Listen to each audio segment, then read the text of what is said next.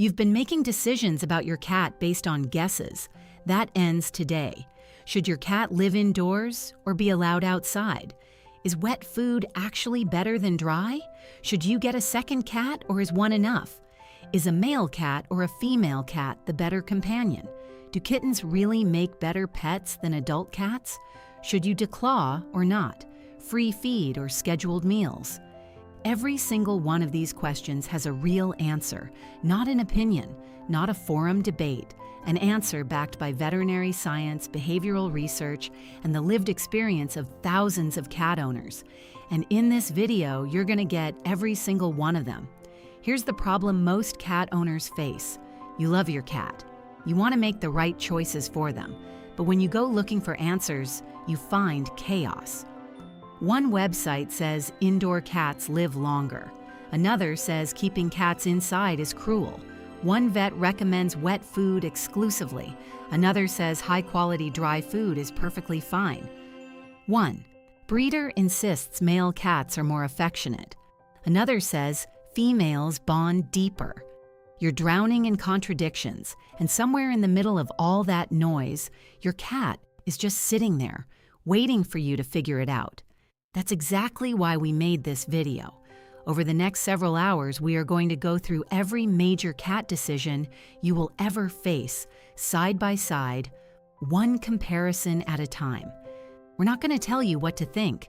We're going to give you the real information, the science, the nuance, the things that actually matter, so that you can make the best possible decision for your specific cat and your specific life. Here's what's coming.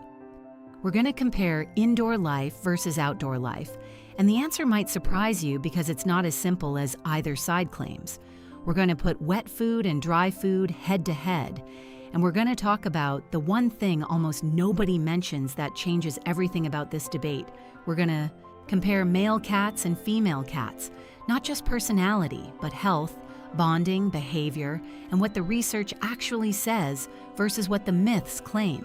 We're going to look at kittens versus adult cats, and if you're about to adopt, this comparison alone could save you months of frustration.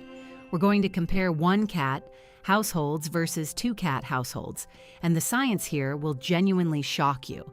We're going to talk about spaying and neutering, not just whether to do it, but when, and what the latest research says about timing that most vets aren't even discussing yet.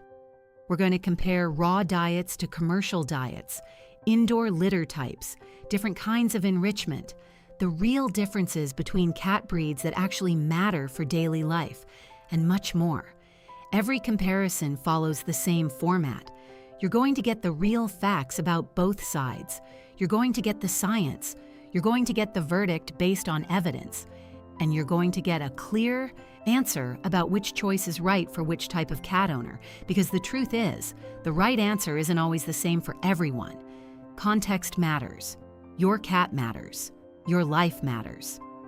By the time this video is over, you will never again have to guess. You will know exactly what the research says, exactly what the trade-offs are, and exactly how to make every major decision for your cat with confidence. One more thing before we begin. If you've watched our other masterclasses on this channel, you already know we don't do surface level here. We don't give you bullet points and call it a day.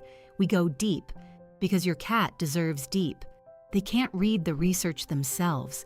They can't advocate for their own needs. That's your job, and we're here to make sure you have everything you need to do it well. So let's stop guessing. Let's start knowing. This is Every Major Cat Decision Compared. Comparison 1. Indoor cat versus outdoor cat. Let's start with the decision that divides cat owners more than almost any other. Should your cat live exclusively indoors, or should they have access to the outside world? This debate gets passionate fast. Indoor cat advocates talk about safety and lifespan. Outdoor cat supporters talk about freedom and natural behavior. Both sides care deeply about their cats. Both sides have real points, and both sides are missing part of the picture. Let's lay out the full truth. First, the numbers. And these numbers are hard to argue with. The average lifespan of an exclusively indoor cat is between 12 and 18 years. Some indoor cats live well into their 20s. The average lifespan of a cat with outdoor access is 2 to 5 years. Read that again. 2 to 5 years. That is not a typo. That is not an exaggeration. That is what the data shows, consistently, across multiple studies, across multiple countries. The gap between an indoor life and an outdoor life is not a few months. It is a decade or more. Now, before the outdoor cat, supporters in the comments start typing, "Let's talk about why that gap exists," because understanding the why is what actually matters here. The outdoors is not a cat paradise. It is a gauntlet, and the threats are bigger and more constant than most people realize. Traffic is the #1 killer of outdoor cats. It doesn't matter how smart your cat is. It doesn't matter how street-aware they seem. Cars move faster than a cat's reaction time in low light, and low light is exactly when cats are most active. Dawn and dusk, the hours when cats naturally want to be out hunting, are also the hours when drivers have the hardest time seeing small animals on the road. The combination is lethal, and it claims millions of cats every year. Beyond traffic, outdoor cats face predators. Depending on where you live, this could mean coyotes, foxes, birds of prey, raccoons, or even dogs. A domestic cat, no matter how tough they seem in your backyard, is prey to a surprising number of animals. Coyote attacks on cats have been documented in urban, suburban, and rural areas across North America. In parts of Europe and Australia, it's foxes and large raptors. These aren't rare events. They're regular occurrences that most cat owners simply never hear about because the cat just doesn't come home one day. Infectious disease is another massive factor. Outdoor cats come into contact with other cats, and that contact means exposure to feline leukemia virus, feline immunodeficiency virus, feline panleukopenia, and upper respiratory infections. FELV and FIV in particular are serious, life-shortening diseases with no cure. Vaccinations help, but they don't eliminate the risk entirely, and most outdoor cats are not vaccinated on a consistent schedule. Parasites are relentless. Fleas, ticks, ear mites, roundworms, tapeworms, and toxoplasma are all dramatically more common in cats with outdoor access. Many of these parasites cause chronic health problems that quietly reduce quality of life over years. Some, like toxoplasma, carry implications beyond just the cat's health. Poison is a threat that outdoor cat owners rarely think about until it's too late. Antifreeze, rat poison, pesticides, certain plants, and deliberate poisoning by neighbors who consider outdoor cats a nuisance all pose real risks. Antifreeze, in particular, is one of the cruelest killers because it tastes sweet to cats and causes kidney failure within days of ingestion. And then there's the weather. Hypothermia, heat stroke, and dehydration all affect outdoor cats at much higher rates than indoor cats. Cats are good at regulating their temperature within a range, but extreme weather on either end of the thermometer creates real danger, especially for kittens, seniors, and cats with underlying health conditions. Now let's talk about the argument that gets made most passionately in favor of outdoor access, that cats need it, that keeping a cat indoors is cruel, that you're denying them their natural instincts and their freedom. This argument deserves a real response, not dismissal.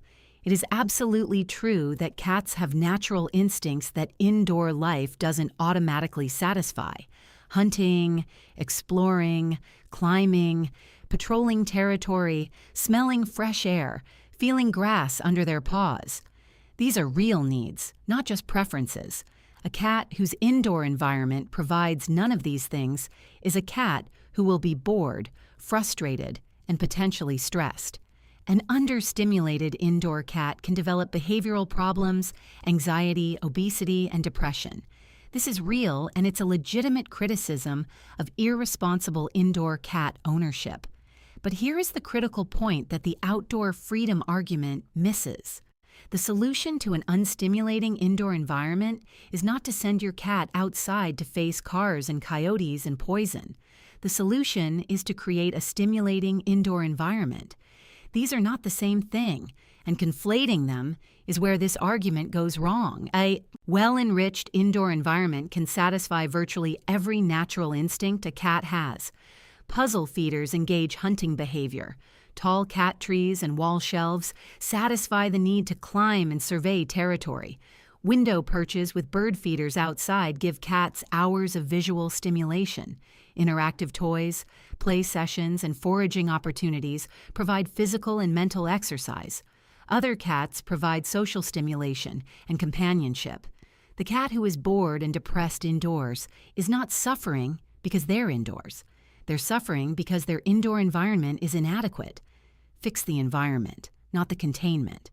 There is, however, a middle ground that genuinely gives cats the best of both worlds, and it's worth discussing seriously. The catio. A catio is an enclosed outdoor space, either a small enclosure attached to a window or door, or a larger structure in the yard that gives cats access to fresh air, outdoor sights and smells, sunlight, and sometimes grass or plants, while keeping them completely protected from every threat the outdoors presents. A cat in a well-designed catio can watch birds up close, smell the wind, feel real sunshine, and experience the sensory richness of the outdoors without any of the risks. This is not a compromise. This is genuinely the best option available. Leash training is another option that more cat owners are discovering works beautifully with patient gradual training. Not every cat will tolerate a harness, and that's okay. But many cats, especially those introduced to harnesses gradually and positively from a young age, genuinely enjoy supervised outdoor walks. The key word is supervised. You are there. You control the environment. Your cat gets fresh air and exploration without facing the gauntlet alone. Now let's talk about what the research actually says about indoor cat well-being, because this is where a lot of people have outdated information. The old narrative that indoor cats are inherently miserable has been challenged significantly by recent behavioral research. Studies comparing stress hormone levels, behavioral indicators of well-being, and health outcomes between indoor cats in enriched environments and outdoor cats consistently show that enriched indoor cats fare extremely well. They show lower rates of stress-related illness, lower rates of anxiety behaviors, and higher rates of secure attachment to their owners than outdoor cats. The key variable is not indoor versus outdoor. The key variable is enriched versus unenriched. There is one demographic of cats where the outdoor argument carries the most weight, and it deserves acknowledgement. Farm cats, working cats, and cats in rural areas where traffic is minimal, predators are manageable, and the cat's role genuinely involves pest control occupy a different category than the typical suburban or urban pet cat. A barn cat in a rural setting with few roads nearby, good shelter, regular veterinary care, and a clear, working purpose lives a different life than a suburban cat wandering into traffic-heavy streets. Context matters. But for the vast majority of cat owners reading this, living in cities, suburbs, or towns, the data is clear. Indoor life with proper enrichment is not just safer. It is genuinely better for your cat's physical health, mental health, and longevity. The verdict: if you live in an urban or suburban environment, the evidence strongly favors keeping your cat indoors with excellent enrichment. The lifespan difference alone, an average of a decade or more, makes this the responsible choice for most cat owners.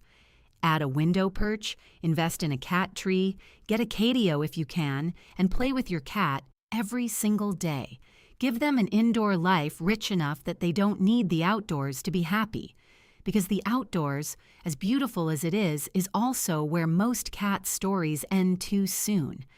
If you have outdoor access to a genuinely low-risk environment, supervised outdoor time, or a catio are excellent ways to provide enrichment while managing risk. But unsupervised, unrestricted outdoor access in most modern living environments is a gamble that statistically most cats lose. Your cat cannot make this decision for themselves. They don't understand cars. They don't understand poison. They don't understand FIV. They just know that outside smells amazing and they want to explore. That's why this decision is yours. Make it with the full picture in front of you. Comparison 2. Wet food versus dry food. If you ask 10 cat owners whether wet food or dry food is better, you'll get 10 different answers, 5 heated arguments, and at least 2 people who will tell you their cat has been eating the same dry food for 15 years and is perfectly fine. And here's the thing, they might not be wrong, but they might also be missing something important that's quietly affecting their cat's health right now without any obvious symptoms. This is one of those debates where both sides have real ammunition, where the truth is genuinely nuanced, and where the answer depends on factors most people never think to consider. So let's go through all of it. Let's start with the most fundamental fact about cats that shapes this entire debate. Cats are obligate carnivores. This means they are not just animals that prefer meat. They are animals whose bodies are biologically designed to run on animal protein and animal moisture. Their entire digestive system, their metabolism, their nutritional requirements evolved around eating prey. And prey is not dry. A mouse is approximately 70% water. A bird is approximately 70% water. Every piece of prey a cat would eat in the wild delivers a significant amount of moisture along with its protein. This is the single most important fact in the wet food versus dry food debate, and it's the one that most dry food defenders either don't know or underestimate. Cats evolved to get the majority of their daily water intake from their food, not from a separate water source. Their thirst drive is significantly weaker than that of dogs or humans. In the wild, a cat who was full from a recent kill simply didn't need to seek out a water source because they'd already consumed most of what their body needed. This worked perfectly for millions of years, when every meal was wet. Then we invented kibble.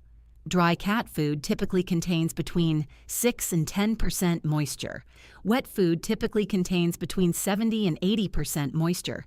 The gap is enormous. A cat eating exclusively dry food and relying on a water bowl to compensate is almost always in a state of mild, chronic dehydration. Not dramatic collapse on the floor dehydration, subtle, ongoing, low-grade dehydration that quietly stresses the kidneys and urinary tract over months and years.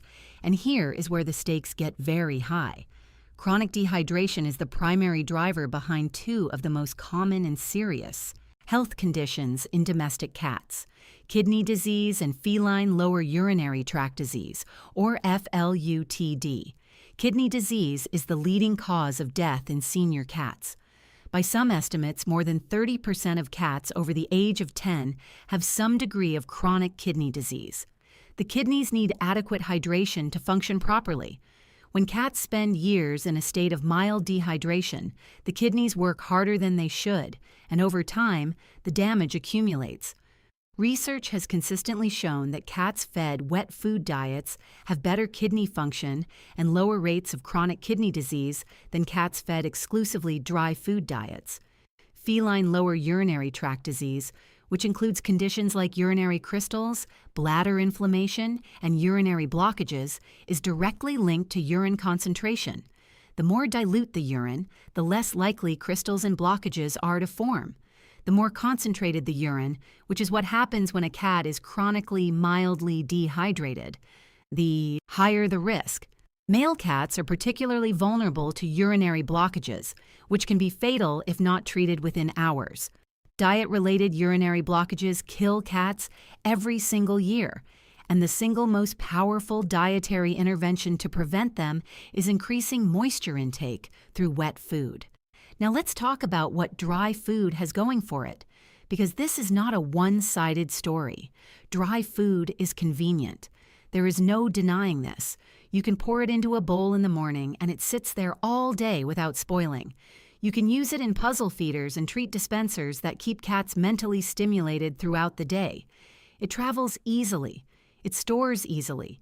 It doesn't smell up the refrigerator when you open a can and only use half of it. For busy cat owners, the practical advantages of dry food are real and significant. Dry food is also generally less expensive than wet food, particularly high-quality wet food.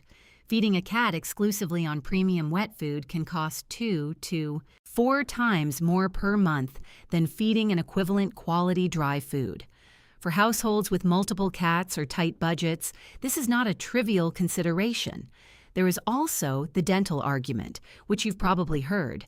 The idea that dry food cleans cats' teeth because the crunching action scrapes off tartar. This argument sounds logical but is largely a myth, perpetuated by pet food marketing.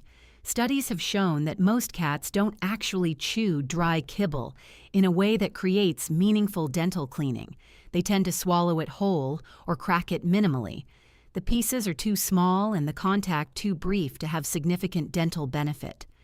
If dental health is a concern, actual toothbrushing, dental treats specifically designed and proven for this purpose, and regular veterinary dental cleanings are far more effective than relying on kibble to do the job.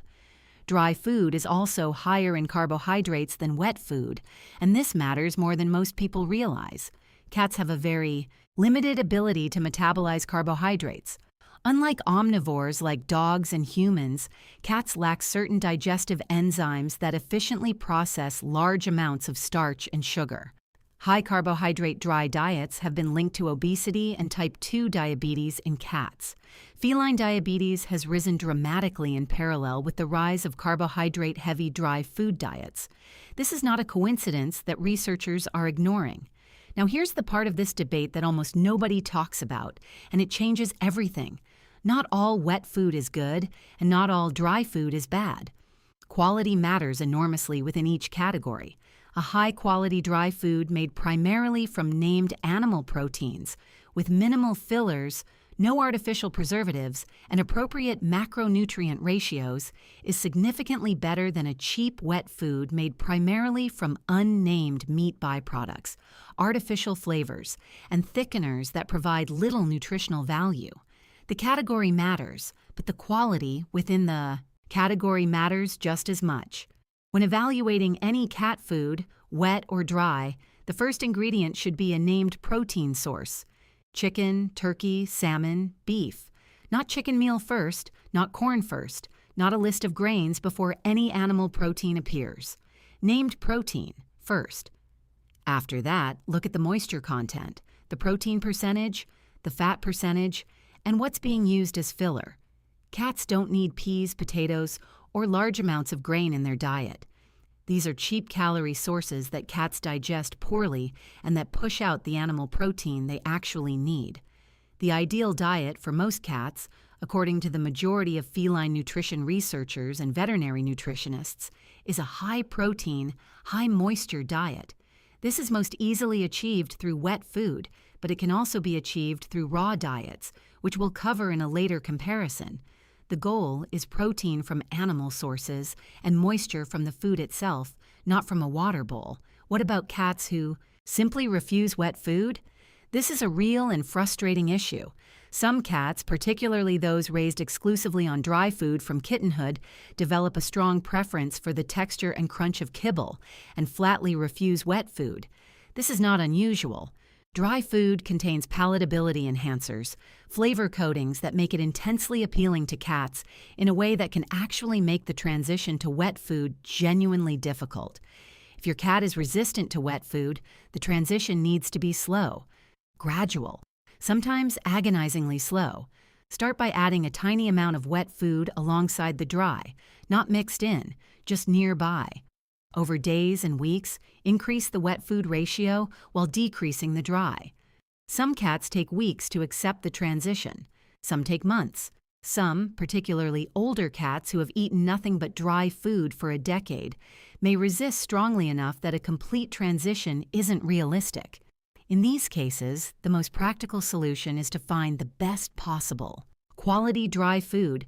Ensure multiple fresh water sources are always available. Consider a water fountain because the movement and sound encourages many cats to drink more, and add water directly to the dry food to increase moisture content. It's not ideal, but it's better than nothing. There's also a hybrid approach that many veterinary nutritionists recommend.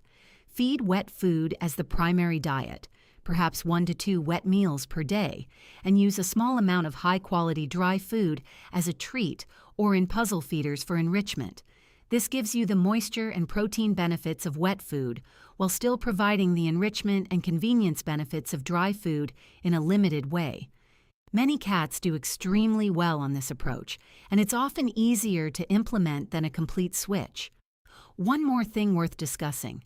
The marketing around cat food is aggressive, sophisticated, and designed to make you feel good about your purchase, regardless of whether the product is actually good for your cat. Words like premium, natural, holistic, and grain-free appear on packaging for foods that range from genuinely excellent to nutritionally questionable. Grain-free in particular became enormously popular, and while reducing unnecessary grains can be beneficial, some grain-free foods simply replaced grains with other high-carbohydrate fillers, like potatoes and legumes, which aren't better. Read the ingredient list and the guaranteed analysis. Ignore the marketing language. The ingredients tell the real story. The verdict. The science strongly favors wet food as the primary diet for most cats. The moisture content alone addresses the single biggest nutritional mismatch in modern cat feeding, and the health outcomes in terms of kidney disease and urinary tract health are significant enough that this recommendation applies to virtually every cat. If your budget allows it, feed primarily wet food of high quality with named animal proteins at the top of the ingredient list. If cost or logistics make exclusive wet feeding difficult, a hybrid approach is the next best option. High-quality wet food for the majority of calories, high-quality dry food in limited amounts for enrichment purposes, and always access to fresh water from multiple sources, including a fountain if your cat will use one. The cat who has been eating dry food for 15 years and seems fine may genuinely be fine, but they might also have kidneys working harder than they should be, or be one dietary stress away from a urinary crisis. The fact that a problem hasn't appeared yet doesn't mean the risk isn't there. Prevention is always better than treatment, and in the wet food versus dry food debate, prevention looks like moisture in every meal. Comparison 3, male cat versus female cat. Ask any experienced cat owner whether male or female cats make better pets, and you'll get a confident answer almost every time. The problem is, half of them will say male and half will say female, and both groups will be absolutely certain they're right. This comparison is swimming in myths, anecdotes, and generalizations that have been repeated so many times they've taken on the weight of fact. So let's cut through all of it and look at what's actually true, what's actually a myth, and what actually matters when you're choosing between a male and a female cat. Let's start with the most important thing anyone can tell you about this comparison, because if you take nothing else from this section, take this. The single biggest factor affecting a cat's personality, affection level, and behavior is not their sex. It's whether they've been spayed or neutered, how they were socialized as kittens, their individual genetics, and their life experiences. Sex is a factor, but it is a much smaller factor than most people think, and it is almost always outweighed by these other variables. A well-socialized, neutered male from a loving background will be dramatically more affectionate and easygoing than an under-socialized, intact female who had a difficult early life, and vice versa. With that foundation established, let's talk about what differences do exist between males and females, because they're real, they're just more nuanced than the myths suggest.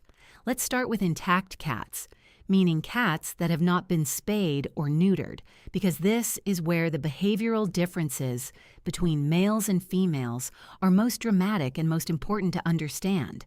Intact male cats, called toms, are driven by testosterone in ways that fundamentally alter their behavior. A tom who has reached sexual maturity, which happens anywhere between 5 and 12 months of age, will spray urine to mark territory. Not occasionally, constantly. Spraying is not a litter box problem. It is a deliberate communication behavior, and the urine of an intact male has a particularly pungent, distinctive odor that is difficult to remove from furniture, walls, and carpets. If you have ever been in a home with an intact tom who sprays, you know exactly what this smells like. It is one of the most compelling arguments for neutering. Intact males are also driven to roam. Their territory expands dramatically when testosterone enters the picture, and they will travel extraordinary distances looking for females in heat. This roaming behavior is why intact outdoor males have some of the shortest lifespans of any domestic cat demographic. They fight. They get hit by cars while crossing unfamiliar roads at night. They pick up diseases from other cats during the close contact of mating. An intact tom left to roam is a cat in constant danger. Intact males also fight with other male cats aggressively and persistently. Cat fight wounds, which often become abscesses, are a major source of veterinary visits for intact male cats. The wounds are frequently hidden under the fur and not discovered until they've become seriously infected. Intact female cats, called queens, have their own set of challenges. A queen in heat is one of the most persistently vocal, restless, and difficult to live with animals in the domestic pet world. Heat cycles in cats are called estrus, and unlike dogs who go into heat roughly twice a year, cats are seasonally polyestrous, meaning they can cycle in and out of heat repeatedly throughout the breeding season, which in many climates runs from early spring through late fall. A queen who is not mated during a heat cycle will come back into heat within 1 to 3 weeks, and she will let you know about it. The vocalizations of a cat in heat, the yowling, rolling, and desperate calling, can last for days and occur around the clock. Intact queens who are allowed outdoors will become pregnant. Easily, repeatedly. A single unspayed female cat and her offspring can theoretically produce hundreds of kittens over several years. This is not a hypothetical concern. Feline overpopulation is a serious, ongoing crisis in virtually every country in the world, and it traces directly back to unspayed cats. Now let's talk about spayed and neutered cats, which is what the vast majority of pet cats should be, and where the personality comparison between males and females becomes far more interesting and far less dramatic. Once you remove the hormonal extremes of intact cats from the equation, the personality differences between male and female cats become subtle and highly individual. But there are some general tendencies that appear consistently enough across research and the experience of veterinarians and cat behaviorists that they're worth discussing. Male cats, once neutered, are frequently described as more consistently affectionate, more relaxed, and more easygoing than females. This is a generalization, but it's one that has some basis in both research and the overwhelming anecdotal experience of people who have lived with both. Neutered males tend to be less territorial than intact males, more tolerant of other cats, more likely to seek out human contact, and more predictable in their moods. They're often described as the golden retrievers of the cat world, enthusiastically affectionate, not particularly complicated, happy to be wherever you are. This doesn't mean all male cats are this way. Individual variation is enormous. But if you ask 100 cat rescue workers which sex they find easier to rehome because of consistent temperament, a significant majority will say males. Female cats, once spayed, tend to be more independent, more selective about when and how they want affection, and more nuanced in their social behavior. This is not the same as being less affectionate. Many female cats form extraordinarily deep, intense bonds with their people, but the bond often operates on the cat's terms more consistently than with males. A female cat may want affection intensely in certain moments and want complete solitude in others, and she will communicate that boundary more clearly and less apologetically than many male cats do. Female cats also tend to be more territorial with other cats than neutered males, particularly with other females. Two unrelated female cats introduced to the same household have statistically higher rates of ongoing conflict than two unrelated males or a male-female pairing. This is not a rule without exceptions, and individual temperament and proper introduction procedures matter enormously. But if you're adding a second cat to a household that already has a male is generally the safer choice for long-term harmony.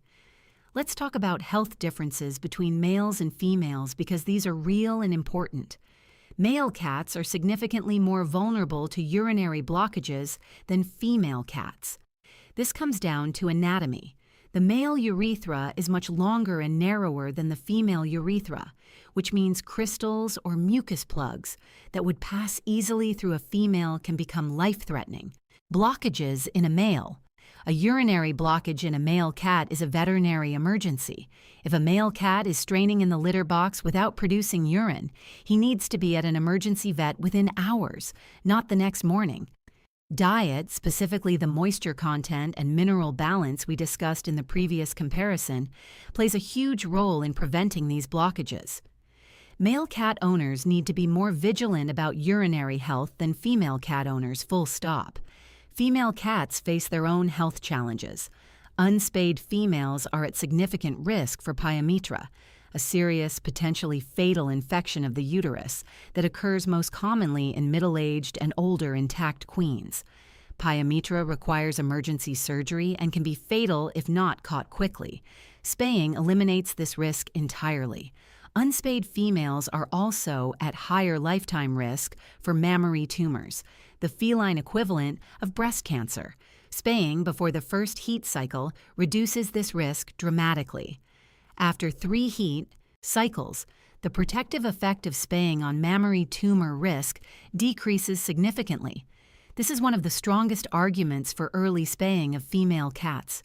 Neutered males are at slightly higher risk for obesity than intact males or spayed females, which connects back to their more relaxed, less active temperament.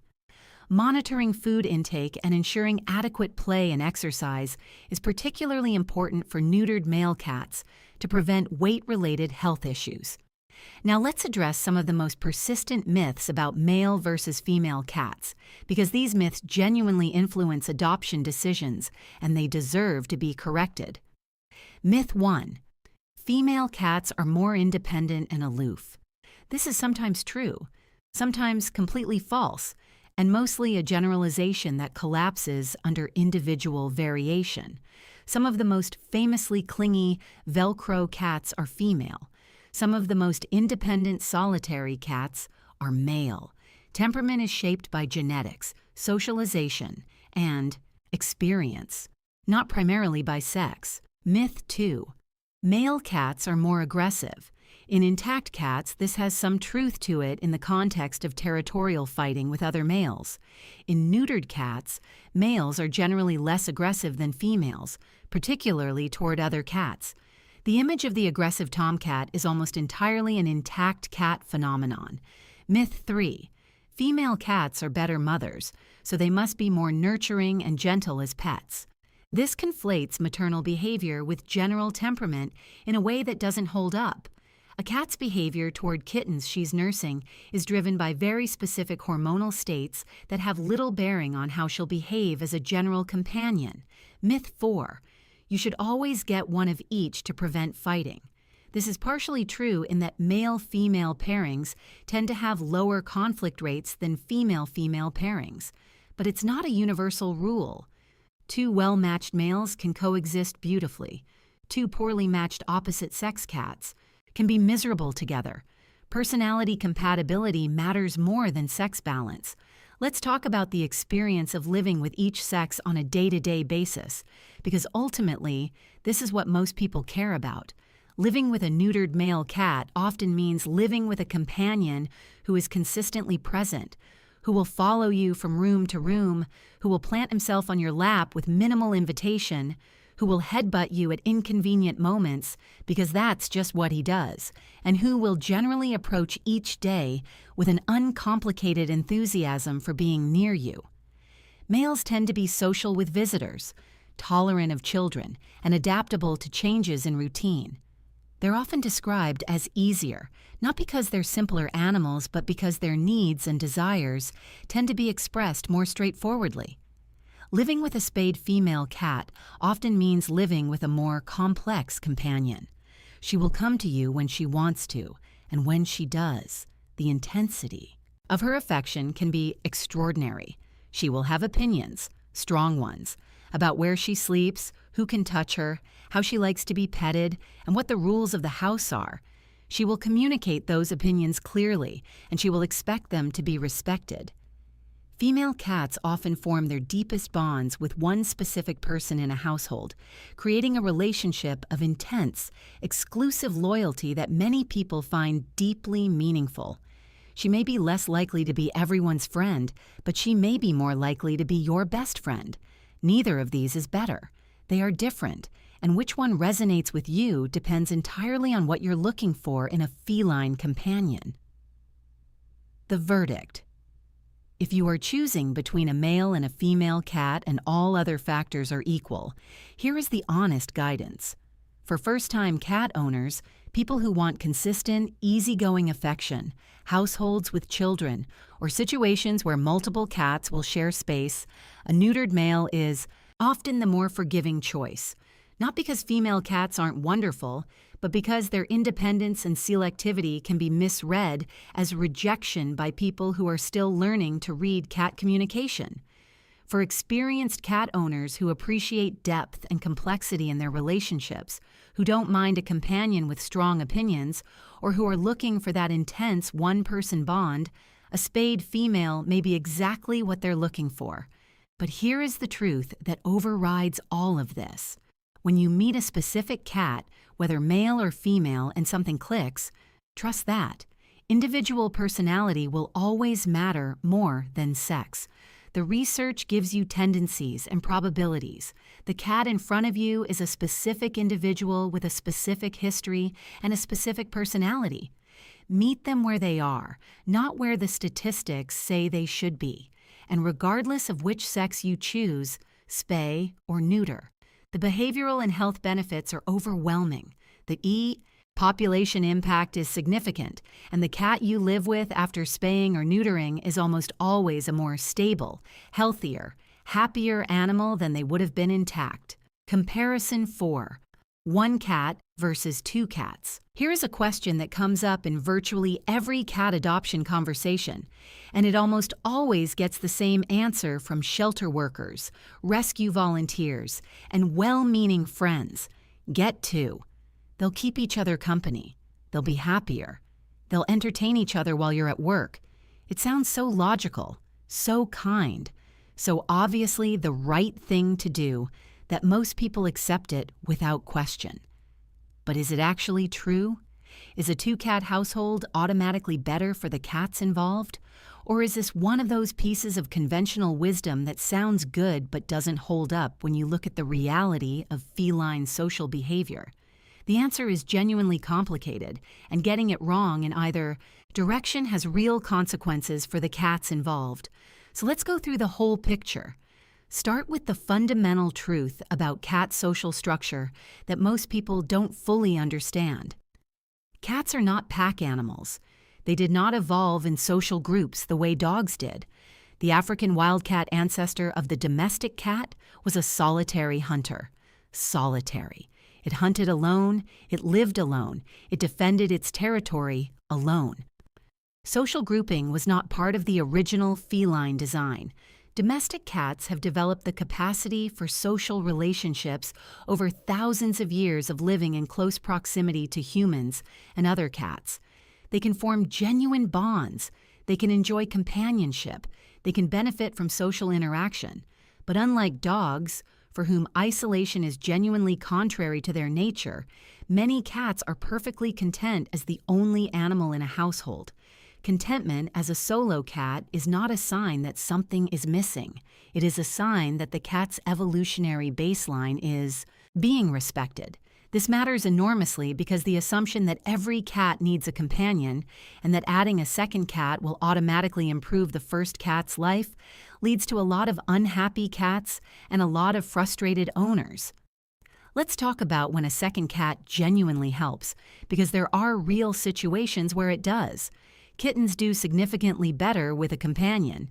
Young cats have enormous social and play needs that adult humans simply cannot meet adequately. A kitten needs to wrestle, chase, bite, stalk, and engage in the kind of rough and tumble play that teaches them bite inhibition, social boundaries, and physical coordination. A human can play with a kitten, but they can't play the way another kitten plays. The energy levels are mismatched, the play style is different, and the learning that happens between two kittens simply doesn't happen the same way between a kitten and a human. If you are adopting a kitten, adopting two kittens simultaneously is one of the best things you can do for both of them. They will grow up together, bond deeply, provide mutual entertainment, and develop into better adjusted adult cats than either would have alone. High-energy young adult cats, particularly those under 2 years old, often benefit from a companion for similar reasons. Their play drive is still intense, their need for stimulation is high, and another young cat can be exactly the outlet they need. If your young cat is directing all of their hunting and play energy at your ankles, your hands, or your other pets in ways that are becoming problematic, a well-matched feline companion might genuinely solve the problem. Cats who show clear signs of loneliness or separation anxiety are candidates for a companion. These signs include excessive vocalization when left alone, destructive behavior that only occurs during owner absence, clingy or anxious behavior when the owner returns, and a general restlessness that play and enrichment don't fully resolve. Not every anxious cat will be helped by a companion, but some genuinely are. And if your cat is showing these signs consistently, a companion is worth considering. Now let's talk about when a second cat does not help and may actively make things worse. This is the part that gets left out of the adopt-to narrative, and it's important. Adult cats who have lived as solo cats for years are often genuinely unhappy about the introduction of another cat. Not temporarily unhappy, as in an adjustment period that resolves in a few weeks, sometimes permanently unhappy in ways that create chronic stress for both cats and ongoing management challenges for the owner. An older cat who has had a household to themselves, who has established their territory, their routines, their relationship with their human, and their sense of security, may experience the introduction of a new cat as a profound threat to everything that makes their life comfortable. The stress this creates is real, measurable, and has documented health consequences. Chronic stress in cats suppresses immune function, increases susceptibility to upper respiratory infections, contributes to inflammatory bowel disease, causes or worsens feline idiopathic cystitis, and can trigger behavioral problems, including inappropriate elimination, over-grooming, and aggression. A cat who is stressed by a companion they didn't want is not a cat whose life has been improved. They are a cat whose life has been made harder, with health consequences that may not become obvious until months or years later. The research on multi-cat household stress is sobering. Studies examining cortisol levels, sickness behavior, and conflict indicators in multi-cat households consistently show that many cats living with other cats are operating under significantly higher stress loads than cats living alone. The cats may not be overtly fighting, they may appear to coexist peacefully, but the subtle resource competition, the territorial tension, the inability to ever be fully alone in their own space creates a background level of stress that has real physiological effects. This doesn't mean multi-cat households are inherently bad. Many cats genuinely thrive with feline companions, and many multi-cat households are harmonious and enriching for everyone involved. But harmony is not automatic, and it is not guaranteed simply because you want it to be. Let's talk about what actually determines whether two cats will get along, because it's not random and it's not purely about the individual cats. The introduction process matters enormously. The single biggest mistake people make when introducing a second cat is moving too fast. They bring the new cat home, let them out of the carrier, and essentially throw the cats together and hope for the best. This approach almost always creates a negative first impression that can take months to undo, if it can be undone at all. Cats who meet badly, with immediate, face-to-face confrontation, hissing and chasing, form negative associations with each other that are genuinely difficult to reverse.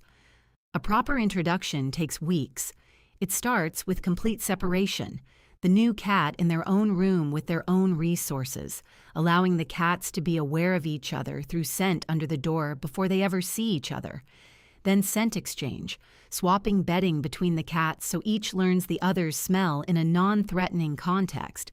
Then visual contact through a cracked door or a baby gate, with both cats in positive emotional states, ideally during meal times, so they associate the sight of each other with something good.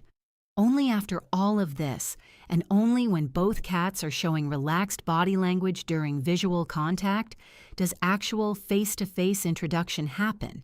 And even then, it happens briefly, with close supervision, and with immediate separation if either cat shows signs of significant stress. Done properly, this process gives two cats the best possible chance of forming a positive relationship. Done badly, which is how most introductions happen, it creates a conflict that may never fully resolve. Matching matters too.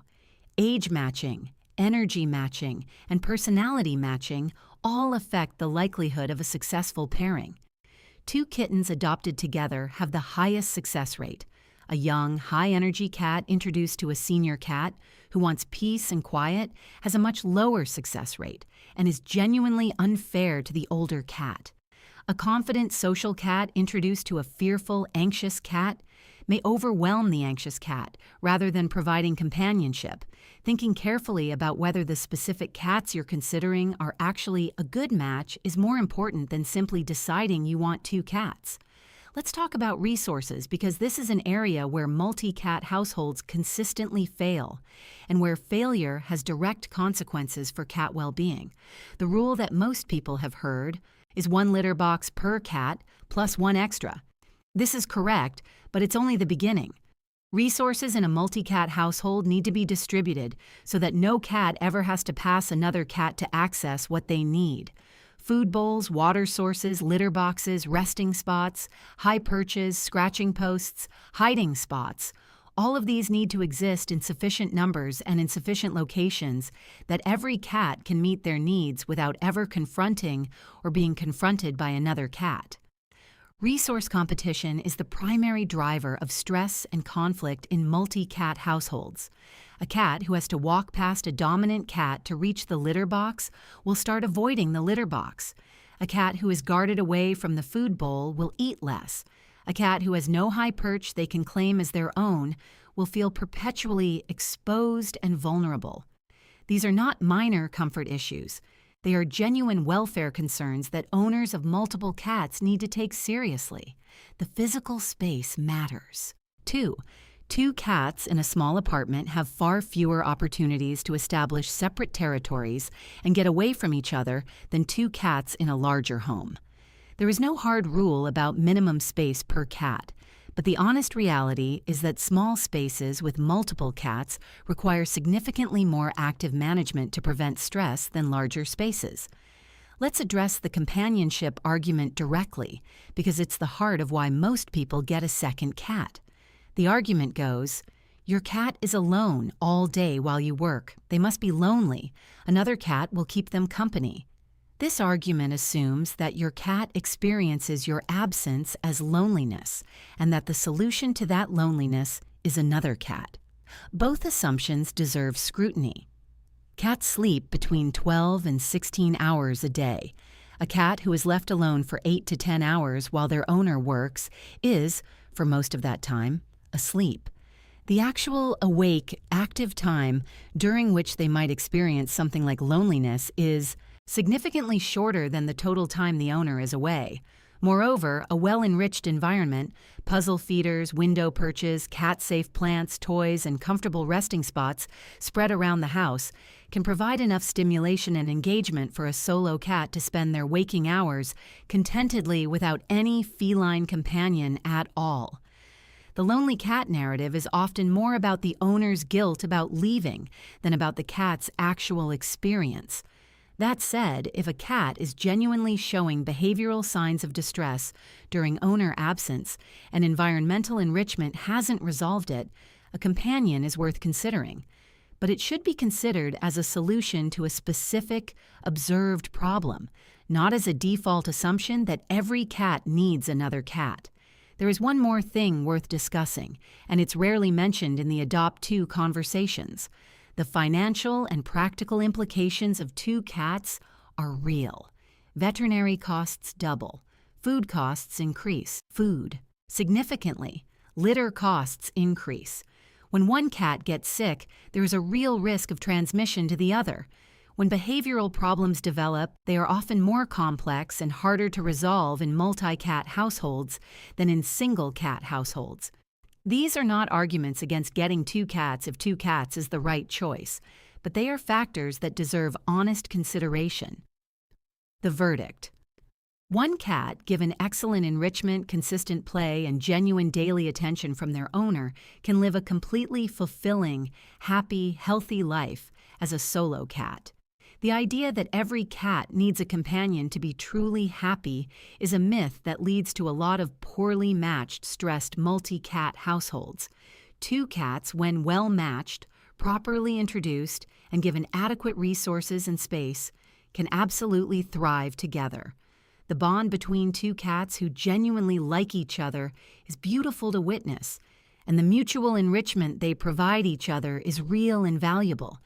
The right answer depends entirely on the specific cats involved, the owner's ability to manage the introduction and ongoing dynamics thoughtfully, the available space and resources, and whether there is an actual observed need in the current cat's life that a companion might address. If you are adopting for the first time and considering kittens, get 2. If you have a young, high-energy adult cat who is struggling with understimulation, a well-matched companion might transform their life. If you have a settled, happy adult or senior cat who has always been the only cat, think very carefully before disrupting what is working. And if you do decide to add a second cat, do the introduction properly. It is the single most important thing you can do to give the relationship a real chance. 2 cats is not automatically better than 1. Better is the right cat, in the right environment, with the right resources and the right amount of human engagement. Sometimes that means 1 cat. Sometimes that means 2. The cats themselves, if you pay attention to them, will usually tell you what they need. Comparison 5. Kitten versus adult cat. Every single day in shelters and rescues all over the world, the same thing happens. Someone walks in, wanting to adopt a cat. A volunteer asks what they're looking for, and the answer, more often than not, is a kitten, a young one, as young as possible. The kittens get adopted quickly. The adult cats wait. Some of them wait for months. Some of them wait for years. Some of them never get adopted at all, despite being healthy, affectionate, wonderful animals who would make extraordinary companions. This is one of the most consequential biases in cat adoption, and it is built almost entirely on assumptions that don't hold up when you examine them. The assumption that kittens are more fun, that they'll bond more deeply because you raise them, that they're a blank slate you can shape, that an adult cat comes with problems you don't know about, that a kitten is somehow more yours. Some of these assumptions have a grain of truth. Most of them are simply wrong. And the cost of getting this wrong isn't just statistical. It's real cats sitting in real cages, waiting for someone to see past the kitten bias and understand what they actually have to offer.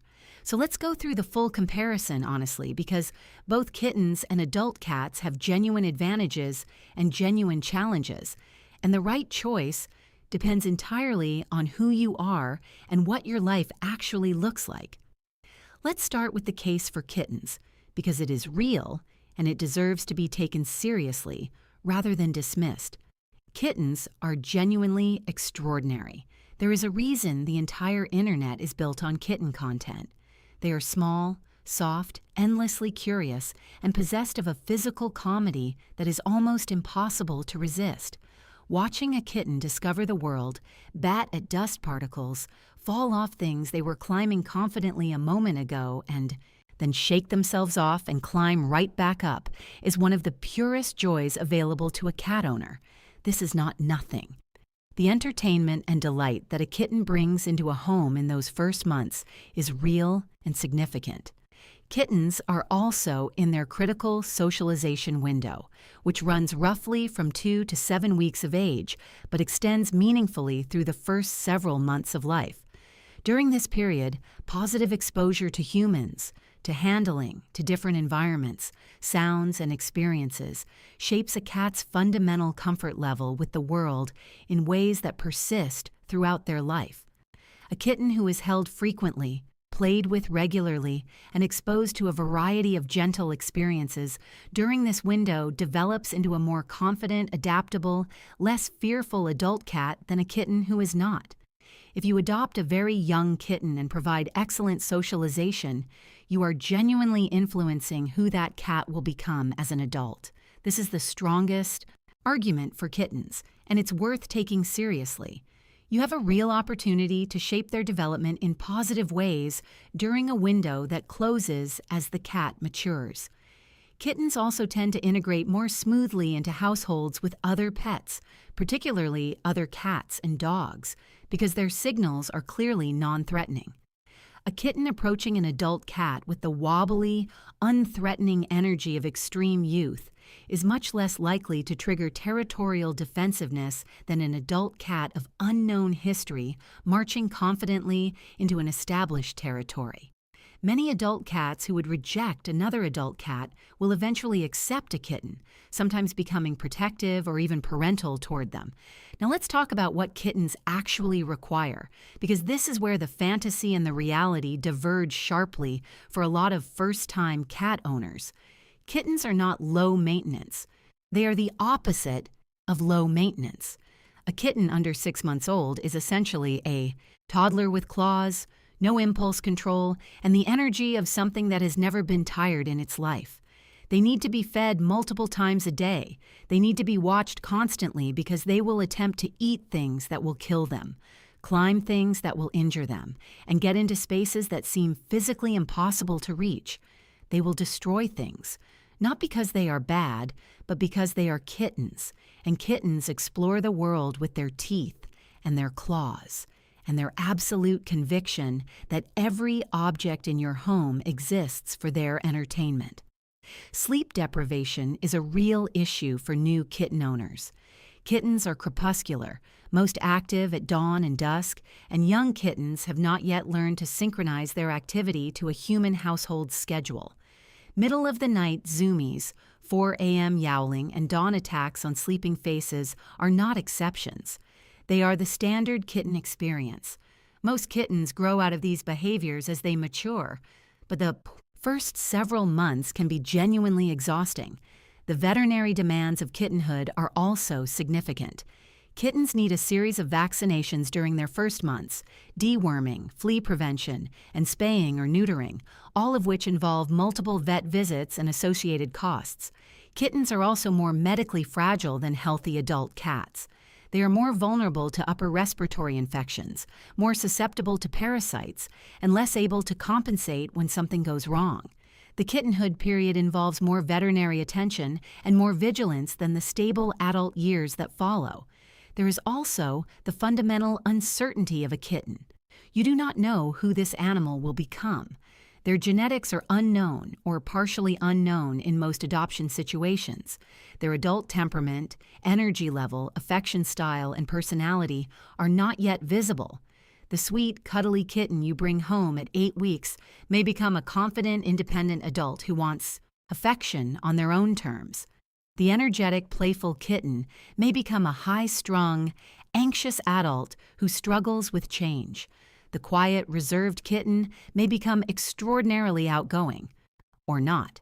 You are making a 15 to 20-year commitment based on who this animal is at 8 weeks old, which tells you relatively little about who they will be at 3 years old. This is not an argument against kittens. It is an argument for going in with realistic expectations rather than assumptions about what this kitten will grow into. Now let's talk about adult cats, and let's be honest about why they get overlooked, because the reasons are understandable even when they're based on misconceptions. The biggest fear people have about adult cats is that they come with baggage, that there's a reason they're in a shelter, that they were surrendered because of behavioral problems, or because they're difficult, or because something is wrong with them that the previous owner couldn't handle. This fear is understandable, but it significantly overstates the reality. The vast majority of cats in shelters are there for reasons that have nothing to do with the cat's character. Owner moving and can't take the cat. Allergies developed in a family member. Landlord changed pet policy. Owner died. New baby and the family feels overwhelmed. Financial hardship. These are the real reasons most cats end up in shelters, and none of them tell you anything negative about the cat. Most shelter cats are perfectly wonderful animals who are there through no fault of their own, waiting in a stressful environment for someone to give them another chance. Good shelters and rescues assess adult cats thoroughly and can tell you a great deal about who they are. Does this cat like to be held? Does she get along with other cats? Is he comfortable with children? Does she use the litter box consistently? Is he anxious in new environments, or does he adapt quickly? This is information you simply cannot get with a kitten, because a kitten hasn't had enough life experience to demonstrate these things reliably. With an adult cat, what you see is largely what you get. An adult cat who is affectionate and social in the shelter environment, who seeks out human contact, who purrs when held, who plays enthusiastically, will very likely be affectionate and social in your home. The personality is formed. The temperament is established. You are not gambling on what this animal might become. You are seeing who they already are. This is enormously valuable information that gets completely discounted in the rush toward kittens, and it deserves far more weight than it typically receives. Adult cats are also dramatically easier to live with on a day-to-day basis than kittens. They sleep more. They are less destructive. They have learned what is and isn't acceptable to interact with in a home environment. They don't need to be watched constantly. They can be left alone safely for a normal working day without the level of anxiety that a kitten's unsupervised presence creates. Their feeding schedule is simpler. Their veterinary needs, assuming they arrive up to date on vaccinations and already spayed or neutered, are less immediately demanding. An adult cat that has been well socialized and has positive human associations will often bond just as deeply with a new owner as a kitten would. The bonding timeline is sometimes faster with adult cats, not slower, because the adult cat can engage in the actual relationship behaviors that build attachment. Slow blinks, seeking proximity, choosing to spend time with you, bringing you gifts, grooming you from very early in the relationship. A kitten's bonding is diffuse in the early months because kittens bond with everything and everyone. An adult cat's bond with you is specific and deliberate, and that specificity can feel extraordinarily meaningful. Senior cats deserve a special mention here because they are the most overlooked. Demographic in every shelter. A cat over 10 years old is almost invisible in an adoption context, despite the fact that a well-cared-for senior cat can live another 5 to 8 years, and that those years can be among the most rewarding a cat owner experiences. Senior cats are calm, deeply appreciative of comfort and stability, often intensely bonded to their person, and ask for relatively little beyond food, warmth, affection, and gentle veterinary attention. The senior cat who spends their remaining years on a warm lap in a loving home, after years in a shelter or after losing their previous owner, is a relationship that people who have experienced it describe as one of the most profound of their lives. If you have the heart for it, Consider a senior cat. You won't regret it. There are situations where a kitten is genuinely the better choice. Households with young children often do better with kittens because both the child and the kitten grow up together, learning from each other in a developmental context. Households with existing young cats who need a playmate are better served by a kitten than by introducing another adult cat. First-time cat owners who want the full experience of raising a cat from the beginning may find the kitten journey genuinely formative and rewarding in ways that matter to them. And there are situations where an adult cat is clearly the better choice. Busy professionals who work full-time and cannot provide the supervision and engagement that kittens require are far better suited to an adult cat. People with existing senior pets who would be stressed and overwhelmed by kitten energy. People who want a calmer, more settled companion rather than a chaotic, high-energy one. First-time cat owners who are uncertain about what they're getting into. Because an adult cat whose personality is already visible is a much more predictable commitment than a kitten whose adult self is entirely unknown. The verdict: the kitten bias in cat. The adoption is one of the most consequential mismatches in the pet world. Kittens are wonderful, but they are not the right choice for everyone, and the adult cats waiting in shelters while everyone rushes past them toward the kittens are not second-best animals. In many cases, they are the better choice. If you have the time, energy, patience, and lifestyle for a kitten, and you want the experience of raising a cat from the beginning, go for it. Go in with realistic expectations, be prepared for the demands of kittenhood, and enjoy every chaotic minute of it. If you are a busy person, an apartment dweller, someone who values a calmer home, someone who wants to know what they're getting before they commit, or someone who simply wants to give a deserving animal a second chance, look at the adult cats. Really look at them. Spend time with them. Let them show you who they are. You may find that the animal who has been waiting patiently in that cage, who climbs into your lap the first time, you meet them and purrs like they've been waiting specifically for you, is exactly who you were looking for all along. Age is just a number. Character is what matters, and adult cats have character in abundance.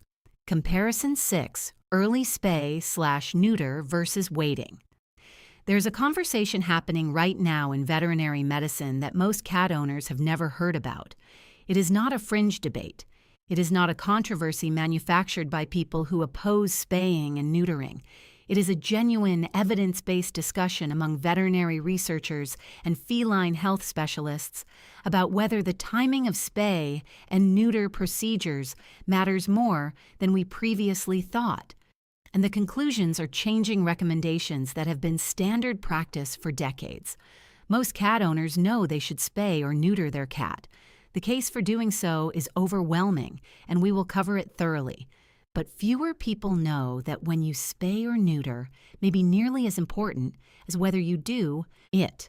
And almost nobody knows that the old standard recommendation, spay or neuter, at 6 months, is being reconsidered in light of research that simply did not exist when that guideline was established. This comparison is going to cover 3 things. The full case for spaying and neutering, because it needs to be stated clearly and completely. The debate around timing, because it is real and it matters. And the practical guidance that emerges from putting both together. Let's start with why spaying and neutering is one of the most important health and welfare decisions you will make for your cat. The behavioral case is straightforward, and we touched on it in the male versus female comparison. Intact male cats spray, roam, fight, and engage in behaviors driven by testosterone that make them difficult to live with and that expose them to serious health risks. Intact female cats cycle in and out of heat repeatedly, vocalize constantly during those cycles, and face a significant risk of unwanted pregnancy if they have any outdoor access at all. Neutering a male eliminates spraying behavior in the vast majority of cases, dramatically reduces roaming and fighting, and eliminates the testosterone-driven aggression that makes intact toms so challenging. Spaying a female eliminates heat cycles entirely, prevents unwanted pregnancy, and removes the behavioral instability that comes with hormonal cycling. The health case is even stronger. And this is where the stakes become genuinely serious. Pyometra, which we mentioned in the male versus female comparison, is a life-threatening uterine infection that affects a significant percentage of intact female cats as they age. Studies suggest that up to 24% of intact female cats will develop pyometra by the age of 10. The condition requires emergency surgery and has a mortality rate even with treatment. Spaying eliminates this risk completely, not reduces it, eliminates it. This alone is a compelling reason to spay every female cat who is not part of a responsible breeding program. Mammary tumors, the feline equivalent of breast cancer, are strongly hormone dependent. Spaying before the first heat cycle reduces a female cat's lifetime risk of mammary tumors by approximately 91%. Spaying after the first heat cycle, but before the second, reduces the risk by approximately 86%. After the third heat cycle, the protective effect decreases significantly. Feline mammary tumors are malignant in approximately 85 to 90% of cases, meaning most are cancers, not benign growths. Early spaying is one of the most powerful cancer prevention tools available to cat owners. For males, neutering eliminates the risk of testicular cancer, which, while not as common in cats as in some other species, is entirely preventable through neutering. Neutering also significantly reduces the risk of prostate problems in older males, though these are less common in cats than in dogs. Beyond individual health, the population argument for spaying and neutering is staggering. A single unspayed female cat and her offspring can, under ideal breeding conditions, produce thousands of descendants over several years. Feline overpopulation is not an abstraction. It is millions of cats in shelters, millions euthanized every year for lack of homes, and millions living difficult lives as community or feral cats. Every unspayed cat contributes to this problem, and every spaying prevents it.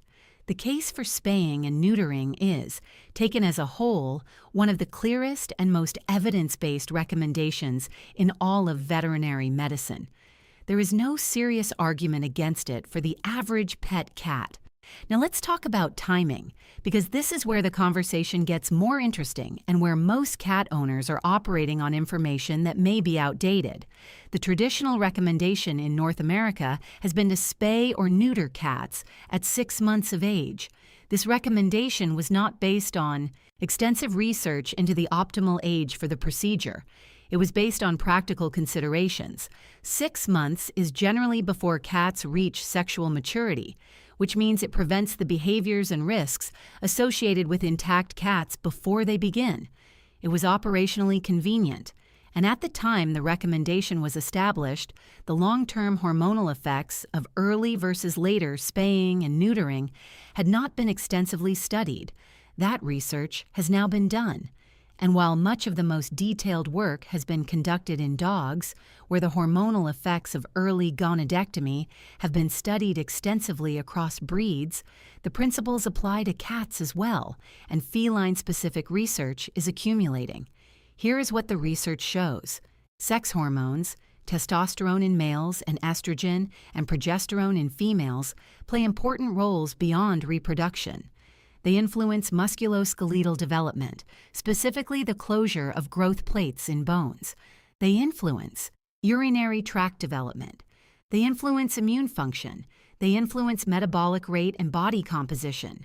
Removing these hormones before the body has finished using them for developmental purposes has consequences that were not fully understood when the 6-month guideline was established. In cats, early spaying and neutering, specifically before 4 months of age, has been associated with higher rates of certain health issues.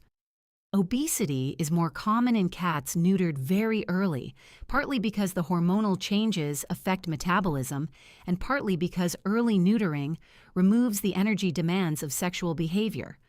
Urinary issues, particularly in males, may be influenced by the stage at which the procedure is performed, as the development of the urethra continues under hormonal influence.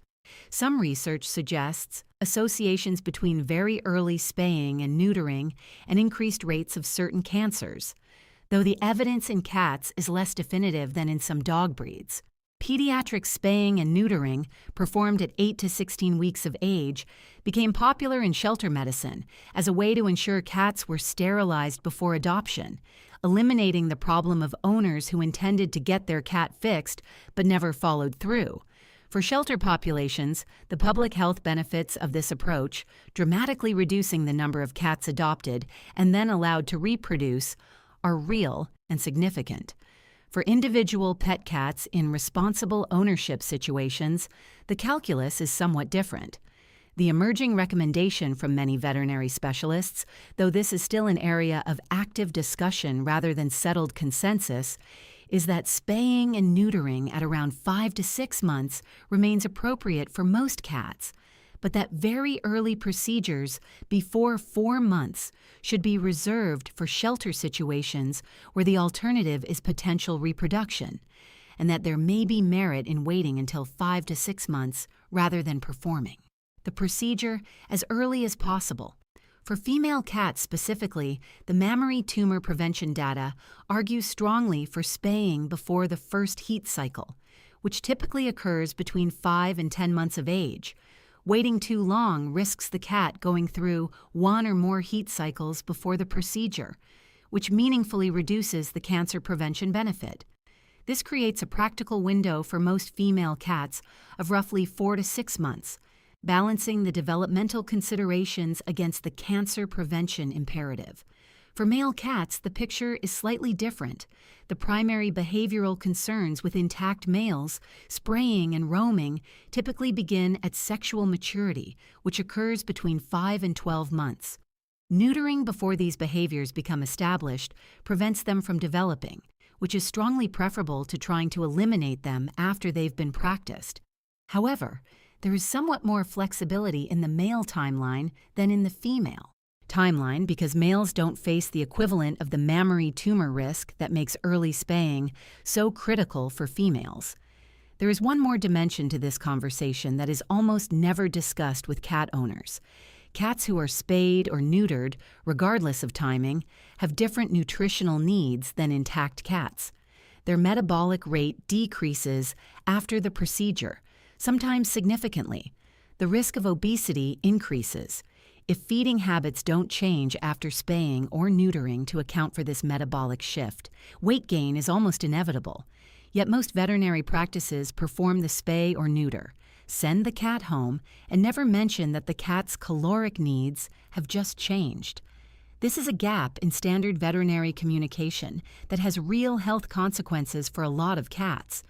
After spaying or neutering, monitor your cat's weight carefully, reduce portion sizes if necessary, switch to a food formulated for neutered cats if appropriate.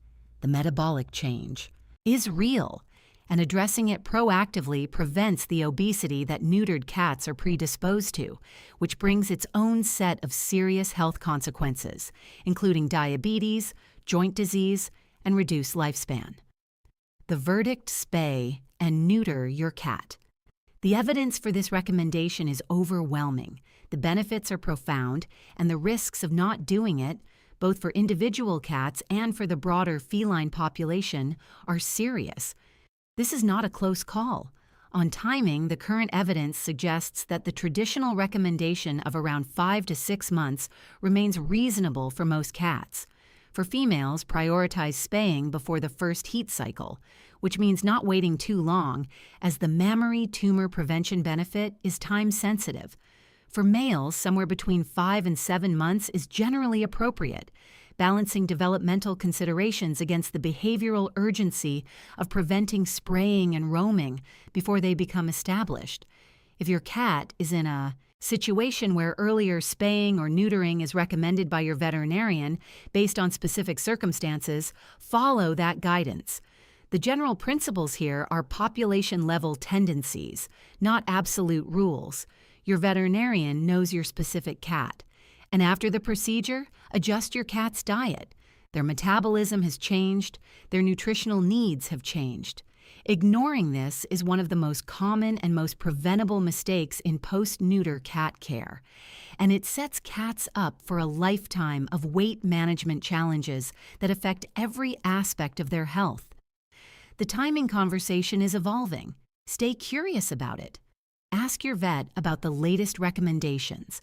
The goal, as always, is the best possible outcome for the specific cat in front of you. Comparison 7. Raw diet versus commercial food.